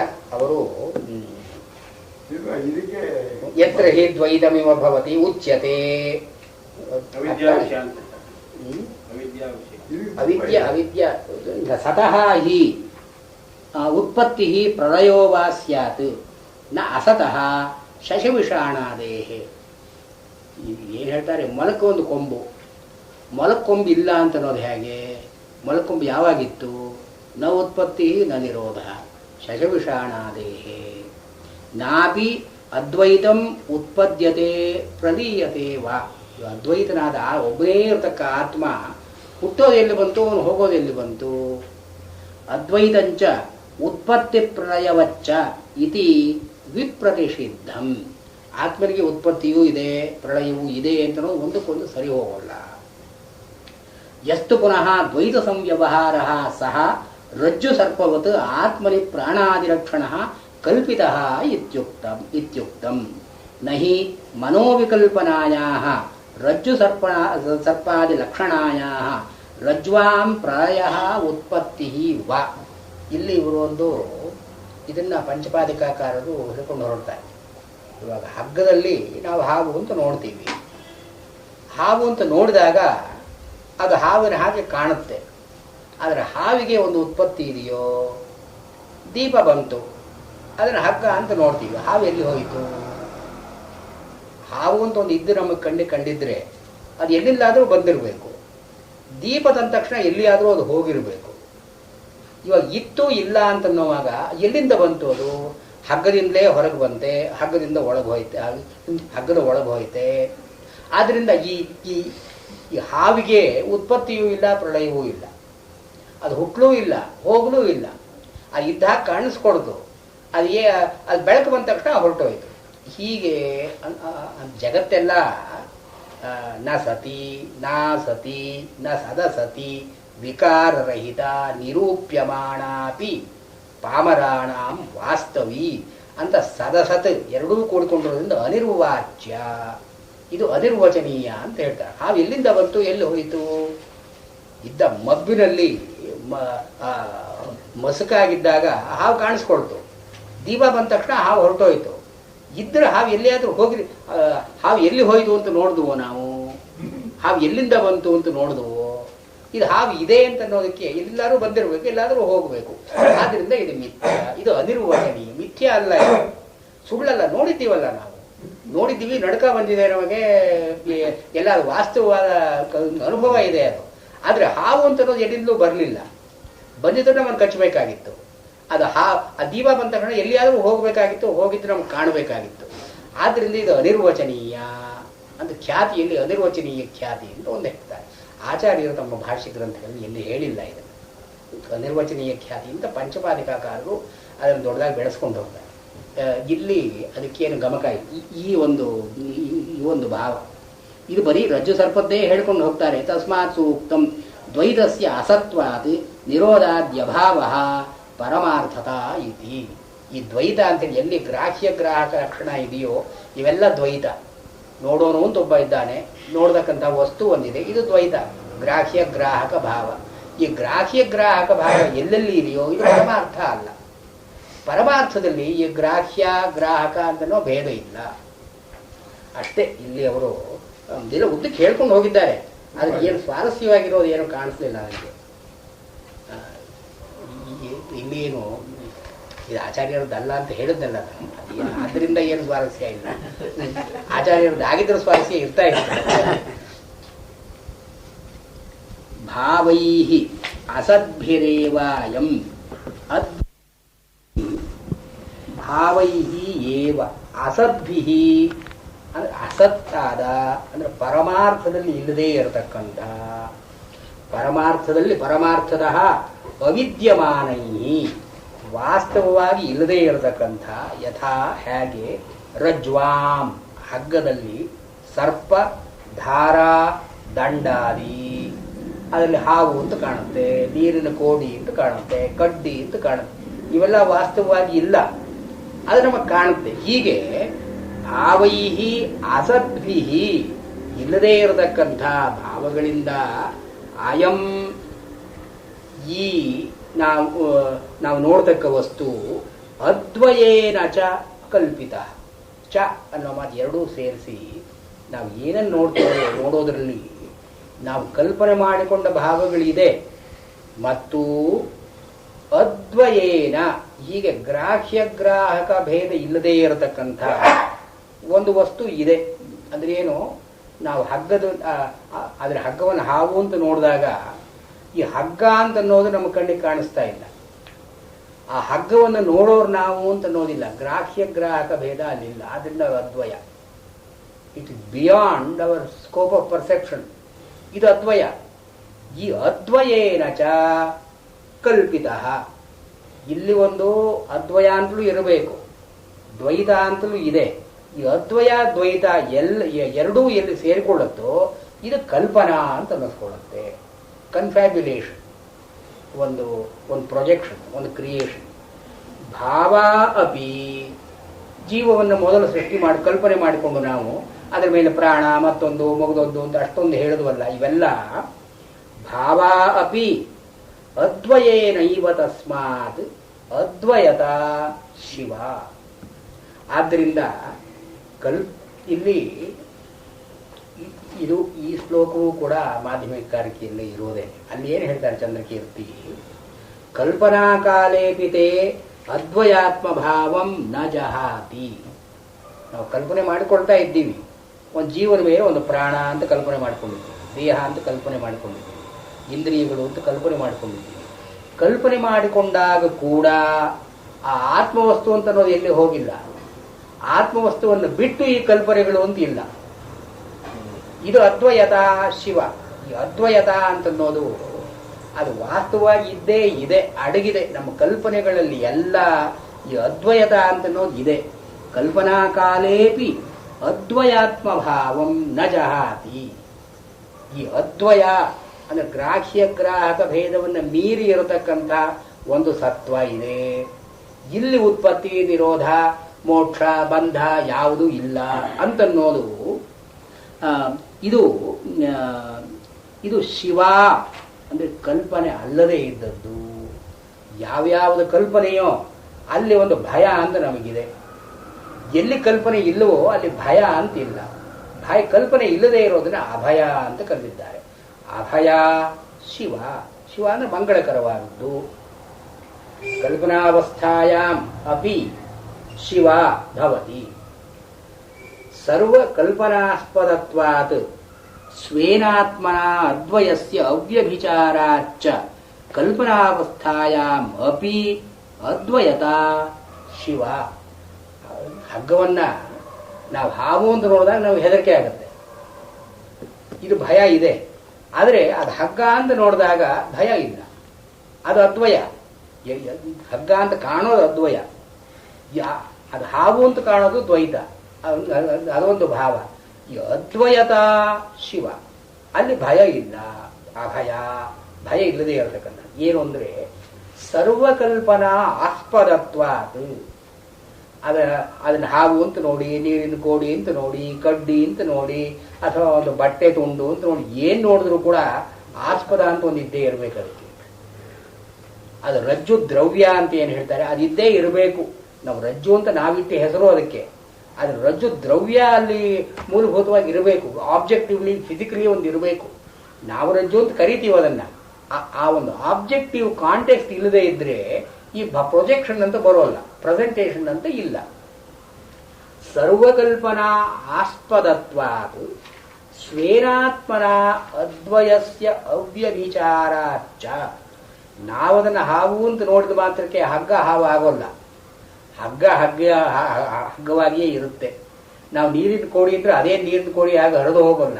ಈ ಅವ್ಯಭಿಚಾರಾಚ್ಚ, ಯಾವ್ಯಾವ ಭಾವನೆಗಳಿಂದ ಏನೇನು ಕಲ್ಪನೆಗಳು ಬಂದರೂ ಕೂಡ ಮೂಲಭೂತವಾದ ವಸ್ತುವಿಗೆ ಯಾವ ವಿಕಾರವೂ ಇಲ್ಲದೇ ಇರುತ್ತೆ. ಅವ್ಯಭಿಚಾರ, ಅದರ ಸ್ವಭಾವ ಮಾರ್ಪಡೋಲ್ಲ, ಏಕರೂಪವಾಗಿರುತ್ತೆ. ಸ್ವೇನ ಆತ್ಮನ ಅದ್ವಯಸ್ಯ, ತನ್ನ ಪಾಡಿಗೆ ತಾನು ಹೇಗಿತ್ತೋ ಹಾಗೆಯೇ ಇರುತ್ತೆ ಅದು. ನಾವು ಹಾವು ಅಂತ ಅಂದುಕೊಂಡು ಮಾತ್ರಕ್ಕೆ ನಮ್ಮ ಮೇಲೆ ಬರೋಲ್ಲ ಅದು, ಅಥವಾ ನೀರಿನ ಕೋಡಿ ಅಂತ ಒಂದು ಮಾತ್ರಕ್ಕೆ ಹರಿದು ಹೊರಟೋಗಲ್ಲ ಅದು. ಅದು ಎಲ್ಲಿತ್ತೋ ಹೇಗಿತ್ತೋ ಹಾಗೆಯೇ ಇರುತ್ತೆ ಅದು. ನಾವು ಏನಂದುಕೊಳ್ಳಿ ಬಿಡ್ಲಿ, ಇದು ಇಟ್ ವಿಲ್ ನಾಟ್ ಎಫೆಕ್ಟ್. ಹೀಗೆ ಸ್ವೇನಾತ್ಮನ ಅದ್ವಯಸ್ಯ ಅವ್ಯಭಿಚಾರಾಚ್ಚ ಕಲ್ಪನಾವಸ್ಥಾಯಾಮ್ ಅಪಿ. ಅದನ್ನ ನಾವು ಬೆಳಕು ದೀಪ ತಗೊಂಡ್ಬಂದ ಮೇಲೆ ಅದು ಹಗ್ಗ ಆಯಿತು, ಮುಂಚೆ ಅದು ಹಾವಾಗಿತ್ತು ಅಂತ ಹೇಳೋ ಹಾಗಿಲ್ಲ. ಅದು ಹಗ್ಗವಾಗಿಯೇ ಇತ್ತು, ಕತ್ತಲಲ್ಲೂ ಹಾವಾಗಿತ್ತು, ಹಗ್ಗವಾಗಿತ್ತು. ನಾವು ಹಾವು ಅಂತ ನೋಡಿದಾಗಲೂ ಅದು ಹಗ್ಗವೇ ಆಗಿತ್ತು, ದೀಪ ತಂದ ಮೇಲೂ ಅದು ಹಗ್ಗವೇ ಆಯಿತು. ಕಲ್ಪನಾವಸ್ಥಾಯಾಮ್ ಅಪಿ ಅದ್ವಯತಾ ಶಿವ. ಇದನ್ನು ಯಾರು ಕಂಡುಕೊಳ್ತಾನೋ, ವ್ಯವಹಾರದಲ್ಲಿ ಆತ್ಮವಸ್ತುವು ಇದೆ, ಅನಾತ್ಮ ವಸ್ತುವು ಇದೆ. ಅನಾತ್ಮ ವಸ್ತು ಆತ್ಮವಸ್ತುವಿಗಿಂತ ಬೇರೆ ಇದ್ದ ಹಾಗೆ ನಮಗೆ ಕಂಡುಕೊಳ್ಳುತ್ತೆ. ಆದರೆ ದಿಟವಾಗಿ ತಿಳ್ಕೊಂಡವರಿಗೆ ಈ ಗ್ರಾಹ್ಯಗ್ರಾಹಕ ಭೇದ ಇದ್ದರೆ ದ್ವೈತ, ಅದು ಇಲ್ಲದೆ ಇದ್ರೆ ಅದ್ವಯತ ಶಿವ. ಇದನ್ನು ತಿಳ್ಕೊಂಡವನು ಇವನಿಗೆ ಕಲ್ಪನೆಗಳು ಅಂತ, ಇವನಿಗೆ ಭಯ ಶೋಕ ಇತ್ಯಾದಿಗಳಿಲ್ಲ. ತತ್ರ ಕೋ ಮೋಹ ಕಶೋಕ ಏಕತ್ವಂ ಅನುಪಶ್ಯತಃ. ಇರೋನು ಒಬ್ಬನೇ, ನಾನಾತ್ವ ಇಲ್ಲಿ ಇಲ್ಲ ಅಂತ ತಿಳ್ಕೊಂಡ ಮೇಲೆ ತತ್ರ ಕೋ ಮೋಹ ಕಶೋಕ. ಆಮೇಲೆ ತೈತ್ರಿಯದಲ್ಲಿ ಬರುತ್ತಲ್ಲ, ಅಭಯಂ ಪ್ರತಿಷ್ಠಾಂ ವೆಂದತೆ, ಅಭಯಂ ಪ್ರತಿಷ್ಠಾಂ ವೆಂದತೆ. ಭಯ ಇಲ್ಲದೇ ಇರುವಂತಹ ಕಡೆಯಲ್ಲಿ ಇವನು ನೆಲೆಯಾಗಿ ನಿಲ್ಲುತ್ತಾನೆ. ಇಂಥ ಮಾತುಗಳನ್ನಿಂದ ಹೇಳಿ ಇಲ್ಲಿ ವ್ಯಾಖ್ಯಾನದಲ್ಲಿ ಸ್ವಲ್ಪ ಸ್ವಾರಸ್ಯವಾಗಿದೆ. ಇದನ್ನೇ ಚಂದ್ರಕೀರ್ತಿಗಳು ಹೇಳಿದ್ದಾರೆ. ಚಂದ್ರಕೀರ್ತಿಗಳು ಚಿತ್ತಸ್ಪಂದಿತಮೇ ವೇದಂ ಗ್ರಾಹ್ಯಗ್ರಾಹಕವದ್ವಯಂ ಅಂತ ಹೇಳಿದ್ದಾರೆ. ಇದು ಇಲ್ಲಿ ಮಾಂಡುಕ್ಯ ಕಾರಿಕೆಯಲ್ಲೂ ಬರುತ್ತೆ. ಅದು ನಾಲ್ಕನೇ ಪ್ರಕರಣದಲ್ಲಿ 72ನೇ ಶ್ಲೋಕ. ಚಂದ್ರಕೀರ್ತಿಗಳು ಇಲ್ಲಿ ಅದನ್ನ ಇಲ್ಲಿ ಹೇಳಿ, ಚಿತ್ತಸ್ಪಂದಿತಮೇ ವೇದಂ ಗ್ರಾಹ್ಯಗ್ರಾಹಕವದ್ವಯಂ. ಇದು ವಾಸ್ತವವಾಗಿರೋದು ಒಂದೇ. ಅದನ್ನು ಬೇಕಾದ್ರೆ ಆತ್ಮ ಅಂತ ಕರೀರಿ, ಶೂನ್ಯ ಅಂತ ಕರೀರಿ. ಶೂನ್ಯ ಅಂತಂದ್ರೂ ಕೂಡ ಅವರು ಇಲ್ಲದೇ ಇರೋದು ಅಂತ ಹೇಳ್ತಾ ಇಲ್ಲ. ಬೌದ್ಧರು ಶೂನ್ಯವಾದ ಅಂತ ಹೇಳಿದ್ರಿ. ಶೂನ್ಯ ಅಂದ್ರೆ ಏನೂ ಇಲ್ಲದೆ ಇರೋದು ಅಂತ ಅಲ್ಲ. ಶೂನ್ಯ ಅಂತನ್ನೋ ವಸ್ತು ಒಂದು ಇದೆ. ಅದನ್ನು ನಾವು ಇಂದ್ರಿಯಗಳಿಂದ ನೋಡೋದಕ್ಕಾಗಲ್ಲ, ಮನಸ್ಸಿನಿಂದ ಆಲೋಚನೆ ಮಾಡಿಕೊಳ್ಳೋದಕ್ಕಾಗಲ್ಲ, ಬಾಯಿಂದ ಅದನ್ನು ವರ್ಣನೆ ಮಾಡಿಕೊಳ್ಳೋಕ್ಕಾಗಲ್ಲ. ಆದ್ದರಿಂದ ಅದು ಶೂನ್ಯ. ಶೂನ್ಯ ಅಂದ್ರೆ ಮನೋವಾ ಕಾಯಾದಿರತೀತಂ, ಇದನ್ನೆಲ್ಲ ಮೀರಿದ್ದು ಶೂನ್ಯ. ಶೂನ್ಯ ಅಂದ್ರೆ ವಾಸ್ತವ ಪಾಸಿಟಿವೇ. ಶೂನ್ಯ ಇಸ್ ನಾಟ್ ನೆಗೆಟಿವ್. ಇಲ್ಲಿ ವೇದಾಂತಗಳು ಏನು ಆತ್ಮ ಅಂತ ಕರೀತಾರೋ ಅದನ್ನೇ ಬೌದ್ಧರು ಶೂನ್ಯ ಅಂತ ಕರೆದಿರೋದು. ಆತ್ಮ ಇಲ್ಲದೆ ಇರೋದು ಅಂತ ಅನ್ನೋದಕ್ಕೆ ಅನಾತ್ಮ ಅಂತ ಬೇರೆ ಮಾತಿದೆ ಅವರಿಗೆ. ಶೂನ್ಯ ಅಂತ ಅನ್ನೋ ಮಾತು ಇಲ್ಲಿ ಆತ್ಮ ಅಂದ್ರೆ ಅವಿಕಾರಿ, ಅವ್ಯಭಿಚಾರಿ, ನಿತ್ಯ ನಿರಸ್ತ ದೋಷ ಶೂನ್ಯಮಿತ್ಯ ವಿಧೀಯತೆ. ಚಂದ್ರಕೀರ್ತಿಗಳು ಶೂನ್ಯ ಅಂತ ಅನ್ನೋದಕ್ಕೆ ಹೀಗೆ ಹೇಳಿ, ಯಾವುದಕ್ಕೆ ವಿಕಾರ ಇಲ್ಲವೋ, ಯಾವುದು ಏಕರೀತಿಯಾಗಿರುತ್ತೋ, ನಿತ್ಯವಾಗಿ ಇರುತ್ತೋ ಇದನ್ನು ಶೂನ್ಯ ಅಂತ ಕರೆದಿದ್ದಾರೆ. ಇಲ್ಲಿ ಈ ಅದ್ವಯತ ಅಂತನೋ ಮಾತು ಇದು ಶೂನ್ಯ. ಅದ್ವಯ ಅಂದ್ರೆ ಶೂನ್ಯ. ದ್ವಯ ಅಂದ್ರೆ ಏನು? ಗ್ರಾಹ್ಯ ಗ್ರಾಹಕ ಇರೋದು. ಎಲ್ಲಿ ನೋಡೋರು ಅಂತಿದ್ದಾನೋ, ನೋಡಿಸ್ಕೊಳ್ಳೋದು ಒಂದು ವಸ್ತು ಇದೆಯೋ, ಇದು ದ್ವಯ, ದ್ವೈತ. ಎರಡು ಅಂದ್ರೆ ಆಬ್ಜೆಕ್ಟಿವ್ ಸಬ್ಜೆಕ್ಟಿವ್ ಕಾಂಟೆಕ್ಸ್. ನೋಡೋರು ಅಂತ ಒಬ್ಬ ಇದ್ದಾನೆ, ನೋಡ್ತಕ್ಕ ವಸ್ತು ಅಂತ ಒಂದಿದೆ, ವ್ಯವಹಾರ ಎಲ್ಲ ಇದರಲ್ಲಿ ನಡೆಯುತ್ತೆ. ಈ ಗ್ರಾಹ್ಯ ಗ್ರಾಹಕ, ಇದು ಗ್ರಾಹ್ಯ ಗ್ರಾಹಕ ವತ್ ದ್ವಯಂ. ಇಲ್ಲಿ ವತ್ ಅಂದ್ರೆ ಗ್ರಾಹ್ಯ ಗ್ರಾಹಕದ ಹಾಗೆ ಅಂತಲ್ಲ, ಗ್ರಾಹ್ಯ ಗ್ರಾಹಕವನ್ನು ಉಳ್ಳದ್ದು. ಇಲ್ಲಿ ವತ್ ಅಂತ ಮಾತು ಉಳ್ಳದ್ದು ಅಂತ ಅನ್ನೋ ಅರ್ಥ. ವತ್ ದ್ವಯಂ, ಇದು ಎರಡು ಇದೆಯಲ್ಲ, ಇದು ಗ್ರಾಹ್ಯ ಗ್ರಾಹಕವತ್, ಗ್ರಾಹ್ಯ ಗ್ರಾಹಕಗಳನ್ನು ಹೊಂದಿರತಕ್ಕಂತಹದ್ದು. ಈ ಗ್ರಾಹ್ಯ ಗ್ರಾಹಕ ಎಲ್ಲಿಂದ ಬಂತು? ಚಿತ್ತಸ್ಪಂದಿತ ಮೇವೇದಂ. ಚಿತ್ತ ಅಂದ್ರೆ ಮನಸ್ಸು. ಈ ಮನಸ್ಸು ಎಲ್ಲಿ ಅಳ್ಳಾಡುತ್ತೋ, ಎಲ್ಲಿ ಸ್ಪಂದನೆ ಮಾಡುತ್ತೋ, ಅಲ್ಲಿ ಗ್ರಾಹ್ಯ ಗ್ರಾಹಕ ಅಂತ ಎರಡಿದೆ. ವೇರ್ ದಿ ಮೈಂಡ್ ಫಂಕ್ಷನ್ಸ್, ಗ್ರಾಹ್ಯ ಗ್ರಾಹಕ ಅಂತ ಇದೆ. ಚಿತ್ತಸ್ಪಂದಿತ ಮೇವೇದಂ ಗ್ರಾಹ್ಯ ಗ್ರಾಹಕವದ್ವಯಂ. ಈ ಗ್ರಾಹ್ಯ ಗ್ರಾಹಕ ಎಲ್ಲಿ ಬರುತ್ತೆ? ಮನಸ್ಸಿನ ಮೂವ್ಮೆಂಟ್ ಆಫ್ ದಿ ಮೈಂಡ್. ಇಲ್ಲಿ ವ್ಯಾಖ್ಯಾನದಲ್ಲಿ ಇದನ್ನು ಹೇಳ್ತಾರೆ ನೋಡಿ. ನಹಿ ಅಪ್ರಚಲಿತೆ ಮನಸಿ ಕಶ್ಚಿತ್ ಭಾವ ಉಪಲಕ್ಷಯಿತು ಶಕ್ಯತೆ ಕೇನಚಿತ್. ಎಲ್ಲಿ ಮನಸ್ಸಿನ ವ್ಯಾಪಾರ ಇಲ್ಲವೋ ಅಲ್ಲಿ ಯಾವ ಭಾವವಾಗಲಿ ಇದೆ ಅಂತ ಹೇಳೋದು ಸಾಧ್ಯ ಇಲ್ಲ. ಇವಾಗ ಸುಷುಪ್ತಿಯಲ್ಲಿ ಅಲ್ಲಿ ಮನಸ್ಸು ಇಲ್ಲ, ಸ್ವಪ್ನದಲ್ಲಿ ಆದ್ರೆ ಮನಸ್ಸು ಇದೆ. ಜಾಗೃತ ಅವಸ್ಥೆಯಲ್ಲಿ ಇಂದ್ರಿಯಗಳು ಇದೆ, ಮನಸ್ಸು ಇದೆ, ಅದು ಒಂದು ನೆಲೆ. ಇದು ಸ್ವಪ್ನಾವಸ್ಥೆಯಲ್ಲಿ ಇಂದ್ರಿಯಗಳು ಕೆಲಸ ಮಾಡ್ತಾ ಇಲ್ಲ, ಮನಸ್ಸು ಕೆಲಸ ಮಾಡ್ತಾ ಇದೆ. ಸುಷುಪ್ತಿಯಲ್ಲೋ ಮನಸ್ಸು ಕೆಲಸ ಮಾಡ್ತಾ ಇಲ್ಲ, ಇಂದ್ರಿಯಗಳಿಲ್ಲ, ಮನಸ್ಸು ಇಲ್ಲ. ಅಲ್ಲಿ ಯಾವುದಾದ್ರೂ ಭಾವಗಳಿದೆಯೋ? ಯಾವ ಭಾವವೂ ಇಲ್ಲ. ಭಾವ ಇದ್ದಿದ್ರೆ ಸುಖ ಅಂತಿಲ್ಲ.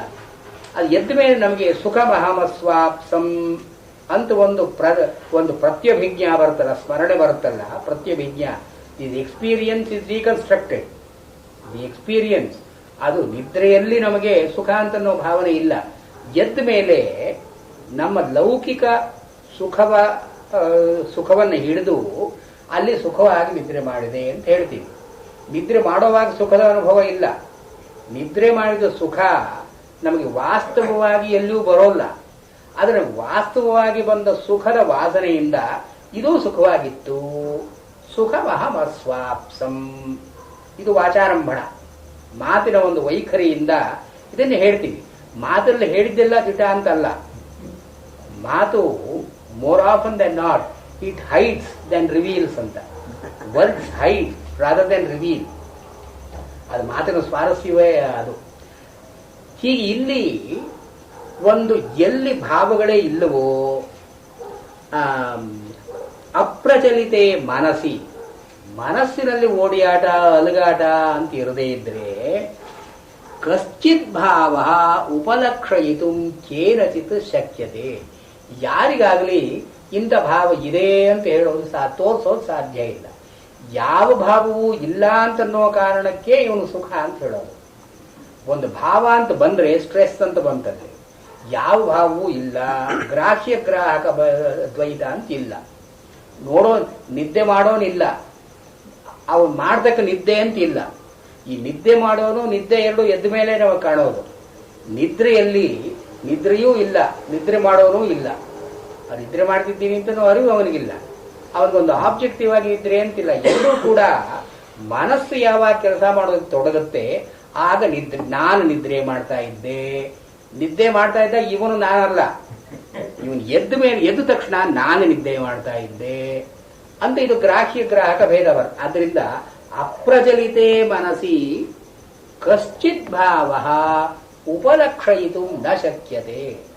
ಯಾವ ಭಾವವು ಇದೆ ಅಂತ ಹೇಳೋದಕ್ಕೆ ಸಾಧ್ಯ ಇಲ್ಲ. ಮತ್ತು ನಚ ಆತ್ಮನಃ ಪ್ರಚಲನಮಸ್ತಿ. ಮನಸ್ಸಿಗೆ ಓಡಿಯಾಟ ಅಂತ ಇದೆ, ಅಲಗಾಟ ಅಂತ ಇದೆ, ಒದ್ದಾಡೋದಿದೆ. ಆತ್ಮಕ್ಕೆ ಇಲ್ಲ. ಯಾಕೆಂದ್ರೆ ಆತ್ಮ ವಿಭು. ಒಂದು ಕಡೆಯಿಂದ ಇನ್ನೊಂದು ಕಡೆ ಹೋಗೋದು ಮನಸ್ಸು. ಯಾಕೆಂದ್ರೆ ಮನಸ್ಸು ಏಕದೇಶೀಯ, ಇಲ್ಲಿರುತ್ತೆ, ಇಲ್ಲಿದ್ದದ್ದು ಅಲ್ಲಿ ಹೋಗುತ್ತೆ. ಅದಕ್ಕೆ ಚಲನ ಅಂತ ಹೇಳ್ಬೋದು ನೀವು. ಎಲ್ಲೆಲ್ಲಿಯೂ ಇರೋದು ಎಲ್ಲಿ ಹೋಗ್ಬೇಕದು? ಚಲನ ಅಂತ ಎಲ್ಲಿದೆ ಅದಕ್ಕೆ? ಆತ್ಮ ಅಂತ ವಿಭು, ಸರ್ವತ್ರ ವ್ಯಾಪಕ, ಎಲ್ಲ ಕಡೆಯೂ ವ್ಯಾಪಕನಾಗಿರೋದು. ಒಂದು ಕಡೆಯಿಂದ ಇನ್ನೊಂದು ಕಡೆಗೆ ಹೋಗೋದು ಏನದು? ಆದ್ರಿಂದ ನಹಿ ಆತ್ಮನಃ ಪ್ರಚಲನಂ ಅಸ್ತಿ ವಿಭುತ್ವ.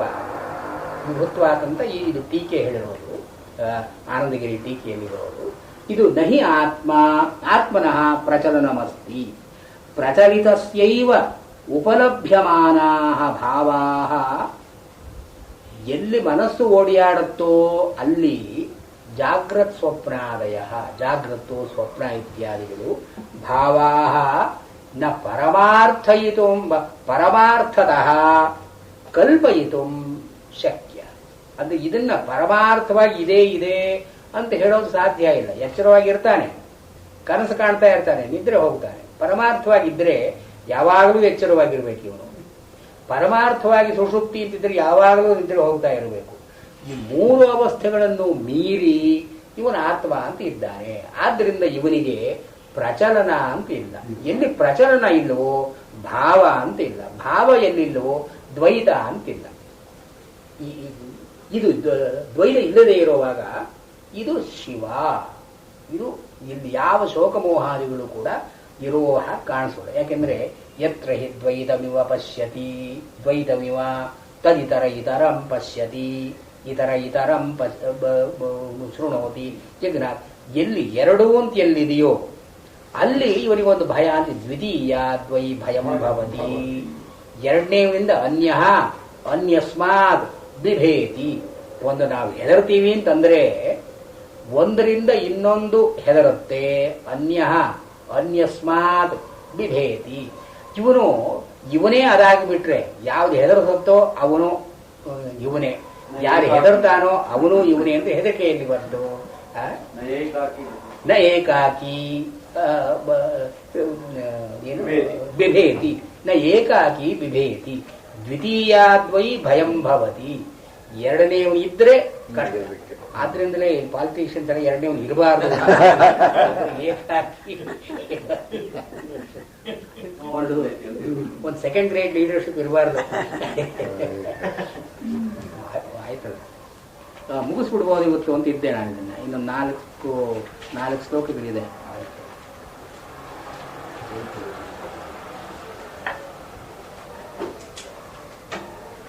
ಏನು ನಿಮ್ ಕಾವ್ಯದಷ್ಟು ಸ್ವಾರಸ್ಯ ಆಗಿಲ್ಲ. ವೇದಾಂತ ಎಷ್ಟಿದ್ರು ಇಲ್ಲಿ ಬಂದಿದ್ದು ಯಾವ್ದು 33 ಆಯ್ತಾ? 34 ಆಯ್ತಾ? ಆಗ್ಬೇಕು.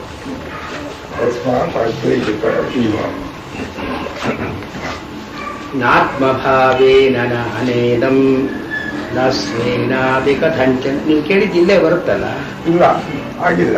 ಅದಲ್ಲ, ಇನ್ನು ಆಗಿಲ್ಲ. ಇವ್ರ ಪ್ರಶ್ನೆಗೆ ಇದು ಉತ್ತರ ಇದೆ. ನಾತ್ಮಭಾವೇನ ನಾನೇದಂ ನ ಸ್ವೇನಾಪಿ ಕಥಂಚನ ನ ಪೃಥಕ್ ಕಿಂಚಿತ್ ಇತಿ ತತ್ವವಿದೋ ವಿದುಃ. ತತ್ವವಿದಃ ವಿದುಃ. ತತ್ವವಿದ ಯಾರು ತತ್ವವನ್ನು ತಿಳ್ಕೊಂಡಿದ್ದಾರೋ ಅವರು ಹೀಗೆ ತಿಳ್ಕೊಳ್ತಾರೆ. ಇದೇ ತತ್ವವನ್ನು ತಿಳ್ಕೊಳ್ಳೋದು ಅಂದ್ರೆ ಇದು. ತತ್ವವಿದ ವಿದುಹು. ತತ್ವವಿದ್ ಅಂತ ನಾವು ಏಕವಚನ, ತತ್ವವಿದ ಅಂತ ಒಂದು ಬಹುವಚನ. ತೇ ವಿದುಹು. ಅವರು ಹೀಗೆ ತಿಳ್ಕೊಳ್ತಾರೆ. ಏನು? ನ ಆತ್ಮಭಾವೇನ ನಾನಾ ಇದಂ ಸಿದ್ಧ್ಯತಿ. ಇದಂ ಇಲ್ಲಿ ನಾವು ನೋಡತಕ್ಕಂಥದ್ದು ನ ಆತ್ಮಭಾವೇನ, ಅದರ ಆತ್ಮ ತಾದಾತ್ಮ್ಯ. ಎಲ್ಲ ಆತ್ಮವೂ ಒಂದೇ ಇರೋದು, ಎರಡು ಆತ್ಮ ಇಲ್ಲ ಅಂತನ್ನೋ ಆತ್ಮ ತಾದಾತ್ಮ್ಯ ಭಾವೇನ, ಎಲ್ಲವೂ ಆತ್ಮವೇ ಅಂತನ್ನೋ ದೃಷ್ಟಿಯಿಂದ, ಅಂದ್ರೆ ಪರಮಾರ್ಥ ಸ್ವರೂಪೇನ, ಪರಮಾರ್ಥ ಸ್ವರೂಪದಲ್ಲಿ ನಾನಾ ನ ಇದಂ ಸಿದ್ಧ್ಯತಿ. ನಾನಾ ಅನೇಕವಾಗಿದೆ, ಅನೇಕ ದೇಹಗಳಲ್ಲಿ ಅನೇಕ ಆತ್ಮ ಇದೆ ಅಂತನ್ನೋದು ನ ಸಿದ್ಧ್ಯತಿ. ಅಂದ್ರೆ ಪರಮಾರ್ಥದಲ್ಲಿ ವ್ಯಾವಹಾರಿಕವಾಗಿ ಒಂದೊಂದು ಶರೀರಕ್ಕೆ ಬೇರೆ ಬೇರೆಯಾಗಿ ಒಂದು ಆತ್ಮವಸ್ತು ಅಂತ ಇದೆ. ಮತ್ತು ಒಂದೊಂದು ವ್ಯವಹಾರ ಮಾಡ್ತಾ ಇದ್ದಾಗ ಒಂದೊಂದು ಜೀವಭಾವದ ಒಂದು ಪ್ರಕಾರ ಅಲ್ಲಿ ಬರುತ್ತೆ. ನೋಡ್ತಾ ಇರೋನು ಬೇರೆ, ಓದ್ತಾ ಇರೋನು ಬೇರೆ, ಮಲ್ಕೊಂಡ್ರೋನು ಬೇರೆ, ಎದ್ದಿರೋನು ಬೇರೆ. ಹೀಗೆ ಇದ್ರೂ ಕೂಡ ಪರಮಾರ್ಥದಲ್ಲಿ ನಾನಾ ನ ಸಿದ್ಧ್ಯತಿ, ಈ ಅನೇಕ ಅಂತನ್ನೋದನ್ನು ಹೇಳೋದು ಸಾಧ್ಯ ಇಲ್ಲ. ಇದಕ್ಕೆ ವ್ಯಾಖ್ಯಾನಕಾರರು ಕೆಲವು ಒಂದು ವ್ಯಾಖ್ಯಾನದಲ್ಲಿ ಆನಂದಗಿರಿ ಟೀಕಿಯಿರುವಾಗ ಹೇಗೆ ಮನುಷ್ಯನಿಗೆ ಅನೇಕ ವ್ಯವಹಾರ ವ್ಯಾಪ್ರಿಯಾಸು ಕರ್ಮಸು, ನಮ್ಮ ಕರ್ಮಗಳಲ್ಲಿ ಕೂತ್ಕೊಳ್ಳೋದು, ತಿಷ್ಠಾಮಿ ಇತ್ಯಾದಿಗಳಲ್ಲಿ ಇವನು ಕೂತ್ಕೊಳ್ಳೋನೇ ಬೇರೆ, ನಿಂತ್ಕೊಳ್ಳೋನು ಬೇರೆ, ನಡೆಯೋನು ಬೇರೆ ಅಂತ ವ್ಯವಹಾರದಲ್ಲಿ ಇದೆ. ಯಾಕೆಂದ್ರೆ ನಿಂತ್ಕೊಂಡ್ರೋ ಲಕ್ಷಣ, ಕೂತ್ಕೊಂಡ್ರೋನ ಲಕ್ಷಣ ನಿಂತ್ಕೊಂಡ್ರೋನು ಇಲ್ಲ, ನಿಂತ್ಕೊಂಡ್ರೋನ ಲಕ್ಷಣ ನಡೀತಾ ಇರೋನು ಇಲ್ಲ, ನಡೀತಾ ಇರೋನ ಲಕ್ಷಣ ಓಡಾಡ್ತಾ ಇರೋನಿಗಿಲ್ಲ. ಇವರೆಲ್ಲ ಬೇರೆ ಬೇರೆ ವ್ಯಕ್ತಿಗಳು ಅಂತ ಆಬ್ಜೆಕ್ಟಿವ್ಲಿ. ಬಟ್ ಆದ್ರೆ ಅವನು ನಾನೇ ಕೂತಿದ್ದವನು ನಿಂತಿದ್ದೀನಿ, ನಿಂತುಕೊಂಡಿದ್ದವನು ನಡೀತಾ ಇದ್ದೀನಿ, ನಡೀತಾ ಇದ್ದವನು ಓಡ್ತಾ ಇದ್ದೀನಿ. ಅಂದ್ರೆ ಪರಮಾರ್ಥದಲ್ಲಿ ಇಷ್ಟು ವ್ಯವಹಾರಗಳು ಬೇರೆ ಬೇರೆಯಾದರೂ ಕೂಡ ಪ್ರಕಾರಗಳಿದ್ರೂ ಅವನು ಒಬ್ಬನೇ ಹೇಗಿದ್ರಲ್ಲೆಲ್ಲ ಅಡಗಿದ್ದಾನೋ ಹಾಗೆ ಎಷ್ಟು ಬೇರೆ ಬೇರೆ ವ್ಯಕ್ತಿತ್ವಗಳಿದೆ, ಪೃಥಕ್ತ್ವ ಇದೆ, ಇದರಲ್ಲಿ ಎಲ್ಲವೂ ಕೂಡ ಆತ್ಮ ಒಂದೇ ಇರೋದು. ಪರಮಾರ್ಥದಲ್ಲಿ ಆತ್ಮಭಾವೇನ ನಾನಾ, ನಾನಾ ಅಂದ್ರೆ ಪೃಥಕ್ತ್ವ, ಬೇರೆ ಬೇರೆ ಅಂತಿರೋದು. ಅನ್ಯಸ್ಯ ಅನ್ಯಸ್ಮಾತ್ ಪೃಥಕ್ತ್ವಂ, ಒಂದು ಇನ್ನೊಂದಕ್ಕಿಂತ ಬೇರೆಯಾಗಿರತಕ್ಕಂಥದ್ದನ್ನ ನಾನಾ ಅಂತ ಕರೀತಾರೆ. ಉಪನಿಷತ್ತಲ್ಲಿ ಬರುತ್ತಲ್ಲ, ನೇಹ ನಾನಾಸ್ತಿ ಕಿಂಚನ. ಇಲ್ಲಿ ಯಾವುದೂ ನಾನಾ ಅಂತ ಅನ್ನೋದಕ್ಕೆ ಆಸ್ಪದ ಇಲ್ಲ, ಪ್ಲೂರಾಲಿಟಿಗೆ ಅವಕಾಶ ಇಲ್ಲ. ಪರಮಾರ್ಥದಲ್ಲಿ ನೋಡಿದ್ರೆ ಎಲ್ಲವೂ ಒಂದೇ. ಹೀಗೆ ನ ಆತ್ಮಭಾವೇನ ನಾನಾ ಇದಂ ಸಿದ್ಧ್ಯತಿ ಸೇರಿಸ್ಕೊಳ್ಬೇಕು. ಇಲ್ಲಿ ವ್ಯವಹಾರದಲ್ಲಿ ಬೇರೆ ಬೇರೆ ಇದ್ರೂ ಕೂಡ ಪರಮಾರ್ಥದಲ್ಲಿ ಒಂದೇ ವಸ್ತು ಅನೇಕ ಪ್ರಕಾರವಾಗಿ ವ್ಯಾಪ್ರಿಯವಾಗಿದೆ ಅಂತ ಅಂದುಕೊಳ್ಳಬೇಕು ನಾವು.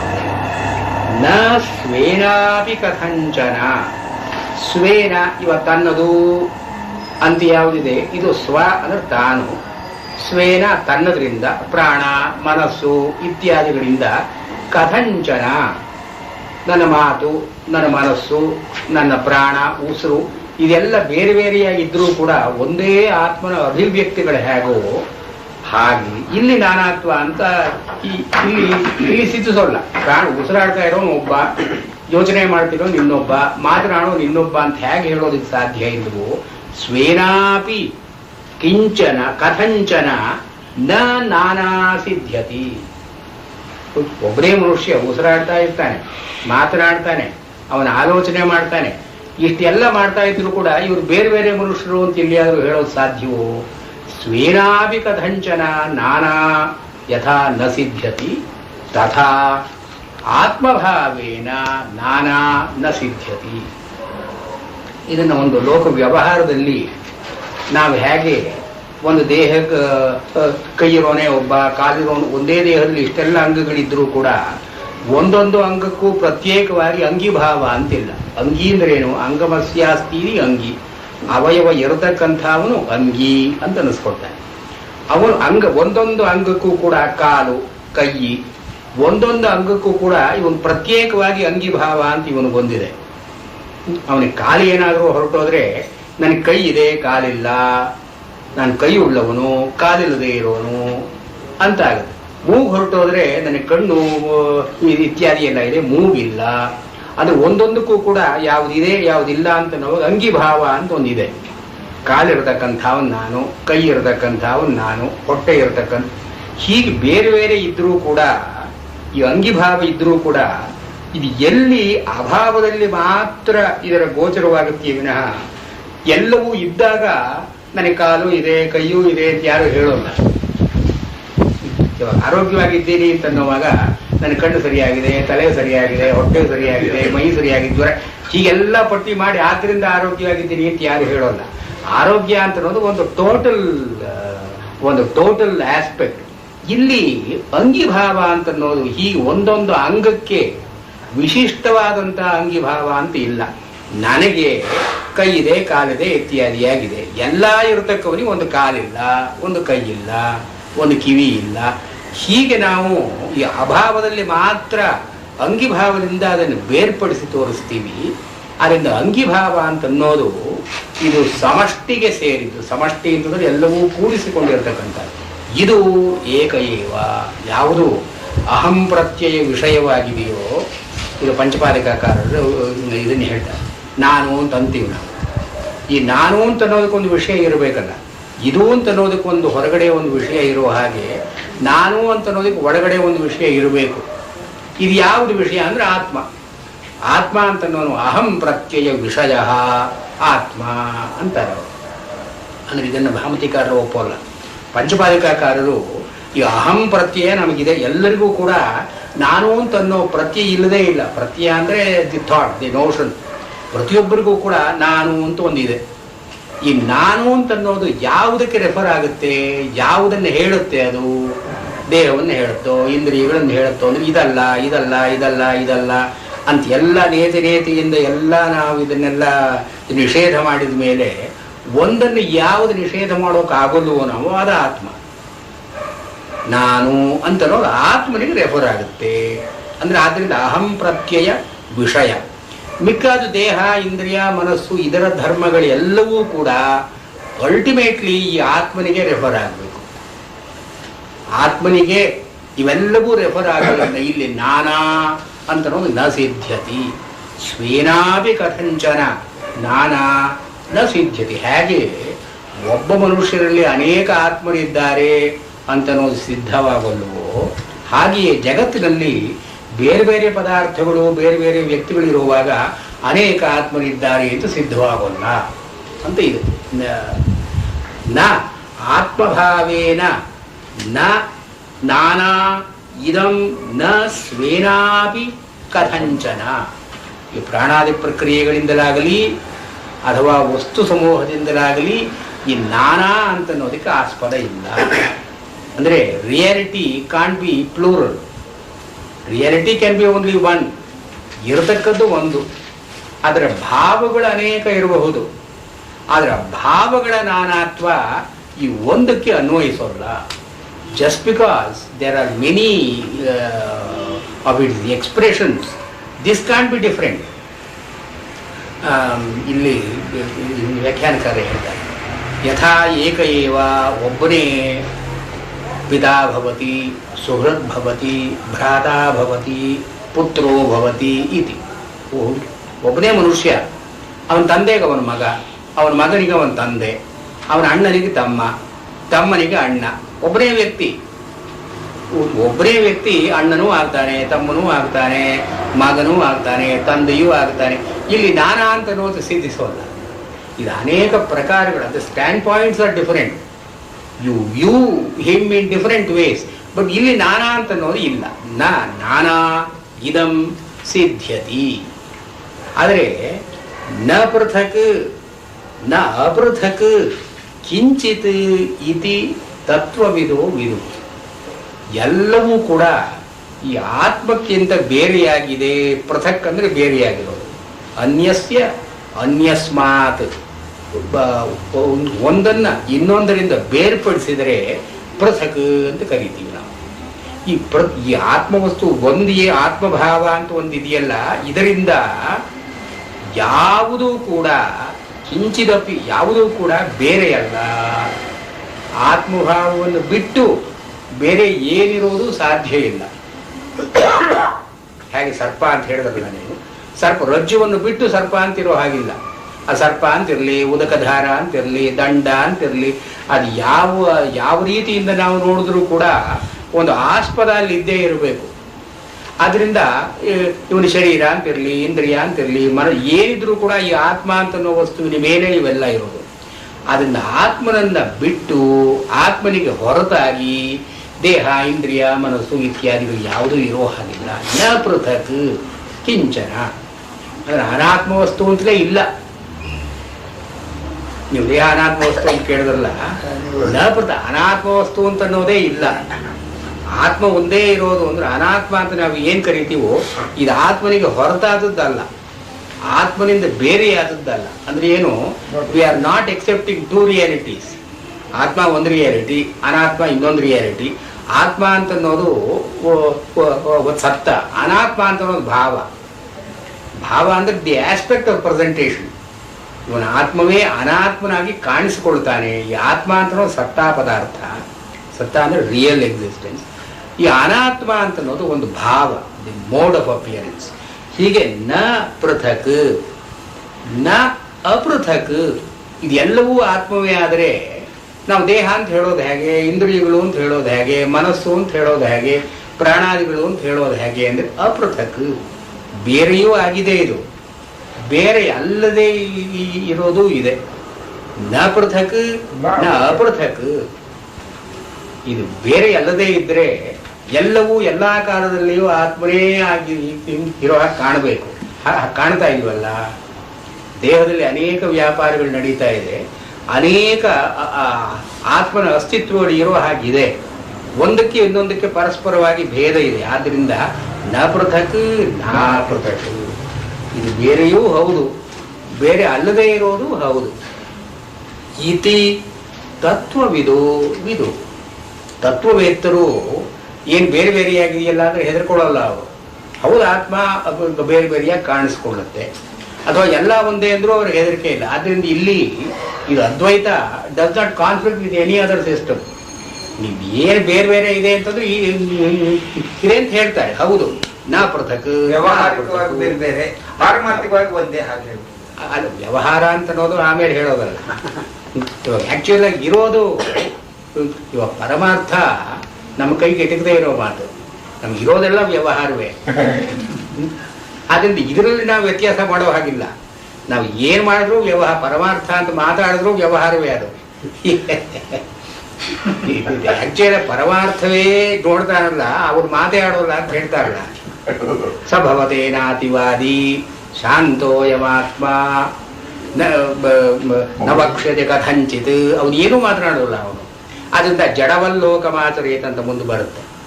ಇವನು ಜ್ಞಾನಿ ಆದವನು ಜಡನ ಹಾಗಿರ್ತಾನೆ, ಅವನು ಮೂಕನ ಹಾಗಿರ್ತಾನೆ. ಅಂಧವತ್ ಪಶ್ಯ ರೂಪಾಣಿ ಶಬ್ದಾನ್ ಶೃಣು ಅಧಿರವತ್. ಅವನು ಕಣ್ಣಿಲ್ಲದೆ ಇದ್ದವನ ಹಾಗೆ ರೂಪಗಳು ನೋಡ್ತಾನೆ. ರೂಪಗಳು ನೋಡಿದ್ರು ಕೂಡ it does not make an impact on him. ಕುರುಡನ ಹಾಗೆ ರೂಪಗಳು ನೋಡ್ತಾನೆ, ಕಿವುಡನ ಹಾಗೆ ಶಬ್ದಗಳು ಕೇಳ್ತಾನೆ. ಇದು ಪರಮಾರ್ಥ ತಿಳ್ಕೊಂಡ ಒಂದು. ಹೀಗೆ ತಿಳ್ಕೊಂಡವನ್ನೂ ನಾವು ವ್ಯವಹಾರದಲ್ಲೇ ನೋಡೋದು. ಅದರಿಂದ ನಮಗೆ ವ್ಯವಹಾರ ಅಂತ ಅನ್ನೋದೇ ಮಾತ್ರ ಇರೋದ್ರಿಂದ, ಪರಮಾರ್ಥ ನಮ್ಮ ಕೈಗೆ ಎಟಕದೇ ಇರೋದ್ರಿಂದ ನಾವೀ ಪರಮಾರ್ಥ ವ್ಯವಹಾರ ಅಂತ ನಾವು ಡಿಸ್ಟಿಂಗ್ವಿಷ್ ಮಾಡೋದು ಅಷ್ಟು ಸಾಧುವಲ್ಲ. ನಾವು ಈ ಮಾತೆಲ್ಲ ವ್ಯವಹಾರದಲ್ಲೇ ಆಡ್ತಾ ಇದ್ದೀವಿ. ಆದರೆ ಪರಮಾರ್ಥ ಅಂತ ಅನ್ನೋದು ಕೂಡ it's A creature of this ವ್ಯವಹಾರ. ಪರಮಾರ್ಥಕ್ಕೆ ಹೋದವನಿಗೆ ಅದು ಪರಮಾರ್ಥ ಅಂತಲೇ ಗೊತ್ತಿಲ್ಲ. ಅದನ್ನ ರಾಮಕೃಷ್ಣ ವಂಶರೆಲ್ಲ ಹೇಳ್ತಾರಲ್ಲ, ಉಪ್ಪಿನ ಬೊಂಬೆ ನೀರಿಗೆ ಹೋದ ಹಾಗೆ, ನೀರಿಗೆ ಹೋದ್ರೆ ಹೇಳ್ಕೊಂಡು ಹಿಂದಕ್ಕೆ ಬರೋದು ಹೇಗದು. ಇಲ್ಲಿ ಹೀಗೆ ಇದು ತತ್ವವಿದೋ ವಿದುಹು. ತತ್ವವೇತ್ತರಾದವರು ದೇ ಡೋಂಟ್ ಕ್ವಾರಲ್ ವಿತ್ ದ್ವೈತ ಅದ್ವೈತ. ದ್ವೈತವೂ ಸರಿಯೇ, ಅದ್ವೈತವೂ ಸರಿಯೇ. ಒಂದು ನೆಲೆಯಲ್ಲಿ ಇದು, ಒಂದು ನೆಲೆಯಲ್ಲಿ ಅದು. ನ ಪೃಥಕ್ ನ ಅಪೃಥಕ್. ಭಾವಗಳಿದೆ, ಭಾವಗಳು ಎಷ್ಟೆಷ್ಟು ಭಾವಗಳಿದೆ ಅಂತ ಉದ್ದಕ್ಕೆ ಪಟ್ಟಿ ಮಾಡಿದ್ದಾರೆ. ಹೀಗೆ ಹೇಳೋರು ನಿಜವೇ, ಪ್ರಾಣ ಅಂತ ಹೇಳೋರು ನಿಜವೇ, ದೇಹ ಅಂತ ಹೇಳೋರು ನಿಜವೇ, ಎಲ್ಲವೂ ನಿಜವೇ. ಇವೆಲ್ಲ ಭಾವಗಳು. ಆದರೆ ಈ ಆತ್ಮ ಅಂತ ಒಂದು ವಸ್ತುವನ್ನು ಬಿಟ್ಟು ಇದೇನೂ ಇರಲಾರದು. ನ ಪೃಥಕ್ ನಾ ಪೃಥಕ್ ಇತಿ ತತ್ವವಿದೋ ವಿದುಹು. ಹೀಗೆ ತತ್ವವೇತ್ತರು ಅಂತ ಹೇಳ್ತಾರಲ್ಲ, ಇವರ ಯಾರಿವ್ರ ಲಕ್ಷಣವೇನು ಅಂದರೆ ವೀತರಾಗ ಭಯ ಕ್ರೋಧೈರ್ ಮುನಿಭಿರ್ವೇದ ಪಾರಗೈ ನಿರ್ವಿಕಲ್ಪೋ ಹ್ಯಯಂ ದೃಷ್ಟ ಪ್ರಪಂಚೋಪಶಮೋದ್ವಯ. ಈ ಗೀತೆಯಲ್ಲೂ ಇದೇ ಮಾತುಗಳು ಬರುತ್ತೆ. ಇಲ್ಲಿ ಸ್ವಲ್ಪ ಕೇವಲ ಪಂಡಿತರಿಗೆ, ಅಂದರೆ ಯಾರು ಈ ಅಧ್ಯಾತ್ಮದಲ್ಲಿ ಆಸಕ್ತಿ ಇಲ್ಲದೆ, those are interested only in the literary aspects, ಇಲ್ಲಿರೋ ಐಡಿಯಾಸ್ ಬೇಕಾದಷ್ಟು ಭಗವದ್ಗೀತೆಯಲ್ಲಿ ಬರುತ್ತೆ. ಕೆಲವು ಸಾರ್ತಿ ಇದೇ ಮಾತುಗಳು ವೀತರಾಗ ಭಯ ಕ್ರೋಧ ಮನ್ಮಯ ಮಾಮುಪಾಶ್ರಿತಾ ವೀತರಾಗ ಭಯ ಕ್ರೋಧೈ ಇಲ್ಲಿ ಬರುತ್ತೆ. ಮುಂದಿನ ಶ್ಲೋಕದಲ್ಲಿ ನೋಡಿ, ತಸ್ಮಾದೇವಂ ವಿದಿತ್ವೈನಂ ಅಲ್ಲಿ ಭಗವದ್ಗೀತೆಯಲ್ಲೂ ಇದೇ ಬರ್ತದೆ, ತಸ್ಮಾದೇವಂ ವಿದಿತ್ವೈನಂ ನಾನು ಶೋಚಿತು ಮರ್ಹತಿ ಅಂತ. ಅಲ್ಲಿ ನಾನು ಶೋಚಿತು ಅದೇ ಮಾತುಗಳು, ಫ್ರೇಸಸ್ ಹಾಗೆ ಇಂಟ್ರೊಡ್ಯೂಸ್ ಮಾಡಿದ್ದಾರೆ. ಮತ್ತು ಐಡಿಯಾಸ್, ಅದೇ ಐಡಿಯಾ ನಿರ್ವಿಕಲ್ಪ ಅಂತನ್ನೋದಕ್ಕೆ ಇನ್ನೇನೋ ಹೇಳಿದ್ದಾರೆ. ಹೀಗೆ ಈ ಭಗವದ್ಗೀತೆಗೂ ಮಾಂಡೂಕ್ಯಕಾರಿಕೆಗೂ ಏನು ಸಂಬಂಧ ಇದೆ? ಇದರಿಂದ ಅವರು ತಗೊಂಡಿದ್ದಾರೋ ಅವರಿಂದ ಇವರು ತಗೊಂಡಿದ್ದಾರೋ, ಮೂಲಭೂತವಾಗಿ ಏನಾದರೂ ಇದೆಯೋ ಅಂತನೋ ಒಂದು ಜಿಜ್ಞಾಸ್ಯವಾದ ವಿಷಯ. ಇಲ್ಲಿ ಹೇಳೋ ಪ್ರಕ್ರಿಯೆ ಇದು ಯಾತಕ್ಕೆ ಅಂತಂದರೆ, ಈ ಭಗವದ್ಗೀತೆ ಬೌದ್ಧ ಗ್ರಂಥ ಅಂತ ಹೇಳೋರು ಇದ್ದಾರೆ. ಭಗವದ್ಗೀತೆ ಬೌದ್ಧ ಗ್ರಂಥ, ಧರ್ಮಪದದ ಹಾಗೆ ಬೌದ್ಧ ಪ್ರಕ್ರಿಯೆಗಳೇ ಅಲ್ಲಿ ಬರೋದು. ಅಲ್ಲಿ ವೇದವಾದ ರಥ ಪಾರ್ಥ ನಾಣ್ಯದಸ್ತಿ ಇವೆಲ್ಲ ಬೌದ್ಧರೇ ಹೇಳೋ ಮಾತುಗಳನ್ನೇ ಅಲ್ಲಿ ಹೇಳಿದ್ದಾರೆ. ಬೆಳ್ವಳ್ಕರ್ ಹೇಳ್ತಾರೆ, ಎಸ್ ಕೆ ಬೆಳ್ವಳ್ಕರ್ ಅವರು ಭಗವದ್ಗೀತಾ ಅಂತ ಅನ್ನೋದು ಬೌದ್ಧ ಗ್ರಂಥ, ಬೌದ್ಧ. ಅದನ್ನ ಇವರು ವೇದಾಂತದವರು ಸ್ವಲ್ಪ ಅಡ್ಯಾಪ್ಟ್ ಮಾಡ್ಕೊಂಡಿದ್ದಾರೆ. ಅದು ವಾಸ್ತವವಾಗಿ ಬೌದ್ಧ ಗ್ರಂಥ. ಇದನ್ನು ಬೌದ್ಧ ಗ್ರಂಥ ಅಂತ ಹೇಳೋರು ಬಹಳ ಜನ ವಿದ್ವಾಂಸರಿದ್ದಾರೆ. ಕುಲಶೇಖರ ಭಟ್ಟಾಚಾರ್ಯ ಇತ್ಯಾದಿ ಅವರು ಮಾಂಡೂಕ್ಯಕಾರಿಕೆ ಇದು ಮಹಾಯಾನ ಗ್ರಂಥವೇ, ಇದು ಮಹಾಯಾನ ಮಾಧ್ಯಮಿಕ ಗ್ರಂಥದಲ್ಲೇ ಇವೆಲ್ಲ ಬರೋದು. ಆದ್ದರಿಂದ ಇದು ಅವರಿಗೆ scholars, dry scholars is A very moot point. ಇದೇ ಮಾತುಗಳು ಇಲ್ಲಿ ಯಾಕೆ ಬರುತ್ತೆ? ವೀತರಾಗ ಭಯಕ್ಕೂ ಇನ್ನೇನು ಬೇಕಾದ್ರೆ ಹೇಳ್ಬೋದಾಗಿತ್ತು. ಅಥವಾ ತಸ್ಮಾದೇವಂ ವಿದಿತ್ವೈನಂ ಅದದೇ ಮಾತುಗಳು, ಅದೇ ದಿ ಸೇಮ್ ಫ್ರೇಸಿಯಾಲಜಿ. ದಟ್ಸ್ ಎ ಒಂದು ಲಿಟರರಿ ಫೀಲ್ಡ್ಸ್ ಅಂತಾರಲ್ಲ ಅವರಿಗೆ ಇದು ಗ್ರಾಸ. ವೀತ ರಾಗ ಭಯ ಕ್ರೋಧೈಹಿ. ವೀತ ಅಂದ್ರೆ ಅಪಘಾತ, ಹೋಗಲಾಡಿಸಲ್ಪಟ್ಟದ್ದು, ಕಳ್ಕೊಂಡಿರೋದು. ಏನು? ರಾಗ ಭಯ ಕ್ರೋಧ. ರಾಗ ಅಂದರೆ ಪ್ರೀತಿ, ಆಸೆ, desires of various sort, approach tendencies. ರಾಗ. ಭಯ ಅಂದರೆ ಯಾವುದರಿಂದ ತನಗೆ ನಾಶವಾಗತಕ್ಕಂಥ ಸಂಭವ ಇದೆಯೋ, ಯಾವುದು ಯಾವುದನ್ನು ಹೋಗಲಾಡಿಸಬೇಕು ಅಂತ ಇವನಿಗೆ ಅಪೇಕ್ಷೆ ಇದೆಯೋ, ಇದು ಭಯ. ದ್ವೇಷಕ್ಕೆ ಪ್ರತಿಯಾಗಿ ಒಂದು ಭಯ. ದ್ವೇಷ ಅಂದರೆ ಹಾತವ್ಯಮಿತಿ. ಇದು ಭಯ ಅಂದರೆ ಬಿಭೇತವ್ಯಮಿತಿ. ಅಂದರೆ ಇದರಿಂದ ಓಡಿ ಹೋಗಬೇಕು ಅಂತ ಅನ್ನೋದು ಭಯ, ಅದನ್ನು ಹೊಡೆದು ಹಾಕಬೇಕು ಅಂತ ಅನ್ನೋದು ದ್ವೇಷ. ಹೀಗೆ ಭಯ ದ್ವೇಷ ಎರಡೂ they are complementary to each other. ಹೀಗೆ ರಾಗ, ಭಯ, ಕ್ರೋಧೈ, ದ್ವೇಷ. ಈ ದ್ವೇಷದಲ್ಲಿ ಮೋಹ ಅಂತ ಅನ್ನೋದು ಇರುತ್ತೆ. ಅದರಿಂದ ರಾಗ, ದ್ವೇಷ, ಮೋಹ. ಇದು ಕೋಪ ಬಂದಾಗ ಯಾವ ಕಿಂ ಕರ್ತವ್ಯದ ವಿಮೂಢತ್ವ, ಯುಕ್ತ ಅಯುಕ್ತ, ಔಚಿತ್ಯ ವಿಮರ್ಶ ಇಲ್ಲದೆ ಇವೆಲ್ಲ ಇರೋದ್ರಿಂದ ಮೋಹದ ಸ್ಥಿತಿ ಅಂತ ಹೇಳ್ತಾರೆ. ಹೀಗೆ ವೀತ ರಾಗ ಭಯ ಕ್ರೋಧೈ, ರಾಗ ದ್ವೇಷ ಮೋಹ, ಇದು ಮೂರು ಅಗ್ನಿಗಳು ಅಂತ ಹೇಳ್ತಾರೆ. ಬುದ್ಧ ಇದನ್ನ ಅವನ ಅಗ್ನಿಸೂತ್ರ ಅಂತ ಒಂದಿದೆ. ಅದರಲ್ಲಿ ಇದು ಮೂರು ಬೆಂಕಿಗಳು ಹತ್ಕೊಂಡು ಉರಿತಾ ಇದೆ. ರಾಗ ದ್ವೇಷ ಮೋಹ ಅಂತನ್ನೋ ಮೂರು ಬೆಂಕಿಗಳು ದಹ್ಯಮಾನವಿದಂ ಜಗತ್, ಈ ಜಗತ್ತೆಲ್ಲ ಹತ್ಕೊಂಡು ಉರಿತಾ ಇದೆ. ಇದರಲ್ಲಿ ಕೋನು ಹಾಸೋ ಕಿಮಾನಂದೋ ನಿತ್ಯಂ ಪಜ್ಜಲಿತೆ ಸತಿ ಅಂತ ಧಂಪದಲ್ಲಿ ಬರುತ್ತೆ. ಈ ಮೂರು ಬೆಂಕಿಗಳು ಹತ್ಕೊಂಡು ಉರಿತಾ ಇರೋವಾಗ ನಗೋದು ಎಲ್ಲಿ ಬಂತು? ಕೋನು ಹಾಸೋ ಕಿಮಾನಂದೋ, ಏನು ಜೀವನದಲ್ಲಿ ಸಂತೋಷ ಅಂತ ಏನು ಹೇಳ್ತೀರಿ ನೀವು? ಹಾಸ್ಯ ಅಂತ ಏನಿದೆ? ನಿತ್ಯಂ ಪಜ್ಜಲಿತೆ ಸತಿ, ನಿತ್ಯ ಹತ್ಕೊಂಡು ಉರಿತಾ ಇದೆ ಇದು ರಾಗ ದ್ವೇಷ ಮೋಹ. ಇದಿಲ್ಲಿ ವೀತ ರಾಗ ಭಯ ಕ್ರೋಧೈ. ಯಾರಿಗೆ ಈ ಮೂರು ಬೆಂಕಿಗಳು ಉಪಶಮವಾಗಿದೆಯೋ ಇದನ್ನೇ ಪ್ರಪಂಚೋಪಶಮ ಅಂತ ಕರೆದಿರೋದಾಗಿದೆ. ಪ್ರಪಂಚ ಅಂದರೆ ಪಚವಿಸ್ತಾರೆ ಅಂತ. ಹೀಗೆ ವೀತರಾಗ ಭಯ ಕ್ರೋಧೈ ಮುನಿಭಿಹಿ. ಮುನಿ ಅಂದರೆ ಮನನಶೀಲ. ಯಾರಿಗೆ ವ್ಯವಹಾರವನ್ನು ಮೀರಿ ಆಲೋಚನಾ ಶಕ್ತಿ ಇದೆಯೋ, ಮನನ ಮಾಡತಕ್ಕಂಥ ಸಾಮರ್ಥ್ಯ ಇದೆಯೋ ಅವರು ಮುನಿಗಳು ಅಂತ ಹೇಳ್ತಾರೆ. ಮುನಿರ್ ಮೌನಾತ್ ಮನನಾತ್ ಅಂತ ಎರಡೂ. ಅಲ್ಲಿ ಮುನಿ ಅಂದರೆ ಸೈಲೆಂಟ್ ಮ್ಯಾನ್ ಅಂತ. ಯಾರಲ್ಲಿ ಆಲೋಚನೆಗಳೇ ಇಲ್ಲವೋ ಅವನು ಮುನಿ. One who is incapable of thought, ಅಂದರೆ ನಾಟ್ ಎ ಮೆಂಟಲ್ ಡಿಫೆಕ್ಟ್. ಯಾರಲ್ಲಿ ಆಲೋಚನೆ ಮಾಡತಕ್ಕಂಥ ಪ್ರವೃತ್ತಿ ಹೋಗಿದೆಯೋ ಅವನು ಮುನಿ. ಮೌನಾನ್ ಮುನಿ. ಮತ್ತು ಮನನಾತ್ ಅವನು ಮನನ ಮಾಡತಕ್ಕಂತಹ ಶಕ್ತಿ ಯಾರಿಗಿದೆಯೋ ಅವನು ಮುನಿ. ಮುನಿಭಿಹಿ ವಿವೇಕಿಭಿಹಿ ಇತ್ಯರ್ಥ. ವೇದ ಪಾರಗೈಹಿ, ವೇದ ಅದರ ಪಾರ ದಡ, ಗ ಅಂದ್ರೆ ಹೋಗಿರೋದು. ಯಾರು ವೇದವನ್ನು ದಾಟಿ ಅದರ ದಡವನ್ನು ಮುಟ್ಟಿದ್ದಾನೋ, ಅಂದ್ರೆ ವೇದಾರ್ಥವನ್ನೆಲ್ಲ ತಿಳ್ಕೊಂಡು ವೇದವನ್ನು ಹಿಂದಕ್ಕೆ ಬಿಟ್ಟು ತಾನು ಮುಂದಕ್ಕೆ ಹೋಗಿದ್ದಾನೋ, ವೇದ ಪಾರಗೈಹಿ. ಉಪನಿಷತ್ತರಲ್ಲಿ ಬರ್ತಲ್ಲ, ಅಲ್ಲಿ ಹೋದ ಮೇಲೆ ತತ್ರ ವೇದ ಅವೇದಾಹ, ಅಲ್ಲಿ ವೇದಗಳು ವೇದವೇ ಅಲ್ಲ, ಇಲ್ಲಿ ವೇದಗಳು ವೇದ. ಅವನು ಪರಮಾರ್ಥವನ್ನು ಮುಟ್ಟಿದ ಮೇಲೆ ವೇದ ವೇದವಲ್ಲ, ತತ್ರ ವೇದ ಅವೇದ. ಹಾಗೆ ವೇದ ಪಾರಗೈಹಿ, ವೇದವನ್ನು ದಾಟಿ ಮುಂದೆ ಹೋದಂಥ ಅವರು. ಇದು ಕೂಡ ಭಗವದ್ಗೀತೆಯ ಐಡಿಯಾನೆ. ಅಲ್ಲಿ ತ್ರೈಗುಣ್ಯ ವಿಷಯ ವೇದ ನಿಸ್ತ್ರೈಗುಣ್ಯೋ ಭವ ಅರ್ಜುನ. ಈ ವೇದಗಳೆಲ್ಲ ತ್ರಿಗುಣವನ್ನು ಹೇಳುತ್ತೆ, ನೀನು ತ್ರಿಗುಣವನ್ನು ಮೀರಿ ಹೋಗು, ವೇದವನ್ನು ಮೀರಿ ಹೋಗು ಅಂತ ಅರ್ಥ.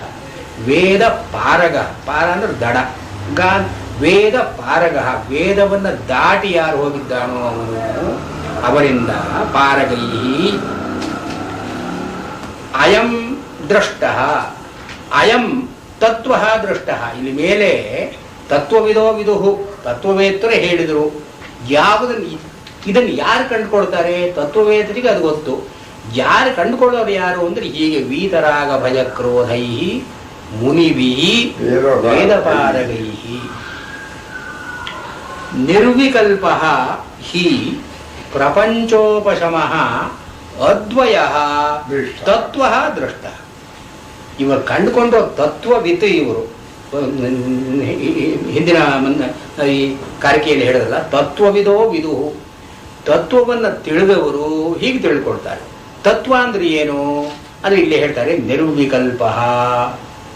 ಭಾವಗಳಿಂದ ಯಾವ್ಯಾವ ವಿಕಾರಗಳು ಬರಬಹುದೋ ಆ ವಿಕಾರಗಳು ಒಂದು ಇಲ್ಲದೆ ಇರೋದು ನಿರ್ವಿಕಲ್ಪ. ಒಂದೊಂದು ಭಾವ ಇದ್ದಾಗ ಕೂಡ ಅಸ್ತಿ, ಭಾತಿ, ಪ್ರಿಯ ಅಂತ ನಾವು 3 ಭಾವಗಳಂತೂ ಇದ್ದೇ ಇರುತ್ತೆ. ಅದು ಇದೆ, ಅದು ತೋರಿಕೊಳ್ಳುತ್ತೆ, ಅದು ಇಷ್ಟವಾಗಿದೆ ಅಥವಾ ಇಷ್ಟವಾಗಿಲ್ಲ. ಅಸ್ತಿ, ಭಾತಿ, ಪ್ರಿಯ ಅಂತ ಇದು 3 ಪ್ರಕಾರಗಳು ಎಲ್ಲದಕ್ಕೂ ಇರುತ್ತೆ. ಈ 3 ಪ್ರಕಾರಗಳು ಇದ್ದರೆ ಅದಕ್ಕೆ ವಿಕಾರಗಳಾಗಿ ಪ್ರಾಪ್ಸ್ಯಾಮಿ, ಮೋದಾಮಿ ಇತ್ಯಾದಿ ವಿಕಾರಗಳೆಲ್ಲ ಬರುತ್ತೆ. ಒಂದೇ ವಸ್ತು ಅನೇಕ ವಿಕಾರಗಳನ್ನು ಹೊಂದುತ್ತೆ. ಇದು ಈ ತತ್ವ ಅಂತಿದೆಯಲ್ಲ, ತತ್ವ ಅದು ಅದಾಗಿರತಕ್ಕದ್ದು. ಅಂದ್ರೆ ಭಾವ ಇಲ್ಲದೆ ಇರೋದು. ಆತ್ಮ ಆತ್ಮವಾಗಿರೋದು, ಆತ್ಮ ದೇಹವಾಗಿರೋದು, ಇಂದ್ರಿಯವಾಗಿರೋದು, ಮನಸ್ಸಾಗಿರೋದು, ಪ್ರಾಣವಾಗಿರೋದು ಅಲ್ಲ. ಅದು ಅದಾಗಿರೋದು ಅಂದ್ರೆ ತತ್ವ. ತಸ್ಯ ಭಾವ ತತ್ವಂ. ಅದು ತನ್ನ ನೆಲೆಯಲ್ಲಿ ಅಂದ್ರೆ ಯಾವ ಭಾವವೂ ಇಲ್ಲದೇ ಇರೋದು. ಇಲ್ಲಿ ವಿಕಾರಗಳು ಅಂತನ್ನೋದು ಎಲ್ಲಿದೆ? ನಿರ್ವಿಕಲ್ಪ ಹಿ ಅಯಂ ದ್ರಷ್ಟ ಪ್ರಪಂಚೋಪಶಮ. ಪ್ರಪಂಚ ಅಂತನೋ ಮಾತು ಪಚಿ ಅಂತನೋ ಧಾತು, ಪಚು ವಿಸ್ತಾರೆ ಅದು ಧಾತು ಅರ್ಥ. ಪಚ ಅಂದ್ರೆ ಹರಡ್ಕೊಳ್ಳೋದು. ಹೇಗೆ ಹರಡ್ಕೊಳ್ಳೋದು? ನಾಮರೂಪ ವಿಸ್ತರಣ, ಹೆಸರು ರೂಪ ಇದರಿಂದ ಎಲ್ಲ ಯಾವುದು ಅನೇಕವಾಗಿ ಹರಡಿಕೊಳ್ಳುತ್ತೋ ಅದು ಪಚಿ ವಿಸ್ತರಣ ಅಂತ ಹೆಸರು. ಸ್ಪ್ರೆಡಿಂಗ್. ಪ್ರ ಅಂದ್ರೆ ಪ್ರಕೃಷ್ಟವಾಗಿ, ಅಂದ್ರೆ ಕಾಲ ದೇಶಗಳಿಗೆ ಒಳಪಟ್ಟು ಇರತಕ್ಕಂಥ ಇದು ಪ್ರಪಂಚ ಅಂತ ಅನ್ನಿಸ್ಕೊಳ್ಳುತ್ತೆ. ಯಾವುದು ಪ್ರಕೃಷ್ಟವಾಗಿ ಇದು ನಾಮ, ಇದು ರೂಪ, ಇಲ್ಲಿ ಅವರಿಗಿದೆ, ಇಲ್ಲಿದೆ ಇತ್ಯಾದಿಯಾಗಿ ಕಾಲ ದೇಶಗಳಿಂದ ಕೂಡಿ ಇರತಕ್ಕಂಥ ನಾಮರೂಪಗಳೆಲ್ಲವೂ ಕೂಡ ಪ್ರಪಂಚ ಅಂತ ಅನ್ನಿಸ್ಕೊಳ್ಳುತ್ತೆ. The universe. ಇದರ ಉಪಶಮ ಇದು ಎಲ್ಲಿ ಎಲ್ವೋ ಯಥಾ ಸುಷುಪ್ತವು ಅಂತ ವ್ಯಾಖ್ಯಾನಕಾರರು ಹೇಳ್ತಾರೆ. ಸುಷುಪ್ತಿಯಲ್ಲಿ ಇದು ಯಾವುದು ಹೇಗಿಲ್ಲವೋ ಅದು ಪ್ರಪಂಚೋಪಶಮ. ನಾವು ಜಾಗೃತ ಅವಸ್ಥೆಯಲ್ಲಿ ಎಲ್ಲ ವಸ್ತುಗಳು ಇದೆ, ಎಲ್ಲ ವಸ್ತುಗಳು ಕಾಣಿಸ್ಕೊಳ್ಳುತ್ತೆ, ಎಲ್ಲ ವಸ್ತುಗಳು ನಮಗೆ ಬೇಕು ಅಥವಾ ಬೇಡ, ಅತಿ ಭಾತಿ ಪ್ರಿಯ ಇದು 3 ಇದ್ದೇ. ಎಲ್ಲ ವಸ್ತುಗಳಿಗೂ ಕೂಡ ಒಂದು ರೂಪ ಅಂತ ಒಂದಿದೆ, ಅದಕ್ಕೊಂದು ನಾಮ ಹೆಸರು ಅಂತ ಒಂದಿದೆ, verbal label. There is nothing without a verbal label. ಈ ನಾಮರೂಪಾತ್ಮಕವಾಗಿ ಇಲ್ಲಿದೆ, ಅಲ್ಲಿಲ್ಲ, ಈಗಿದೆ, ಆಗಿಲ್ಲ ಇತ್ಯಾದಿಯಾಗಿ ಇದು ಕಾಲ ದೇಶಗಳಿಗೆ ಸೀಮಿತವಾಗಿ ಈ ಅಸ್ಥಿ ಭಾತಿ ಪ್ರಿಯ ಅಂತ ನಾವು ವ್ಯವಹಾರ ನಡೆಯುತ್ತಲ್ಲ ಇದನ್ನ ನಾಮರೂಪ ವ್ಯಾಕರಣ ಅಂತ ಕರೀತಾರೆ ಆಚಾರ್ಯ.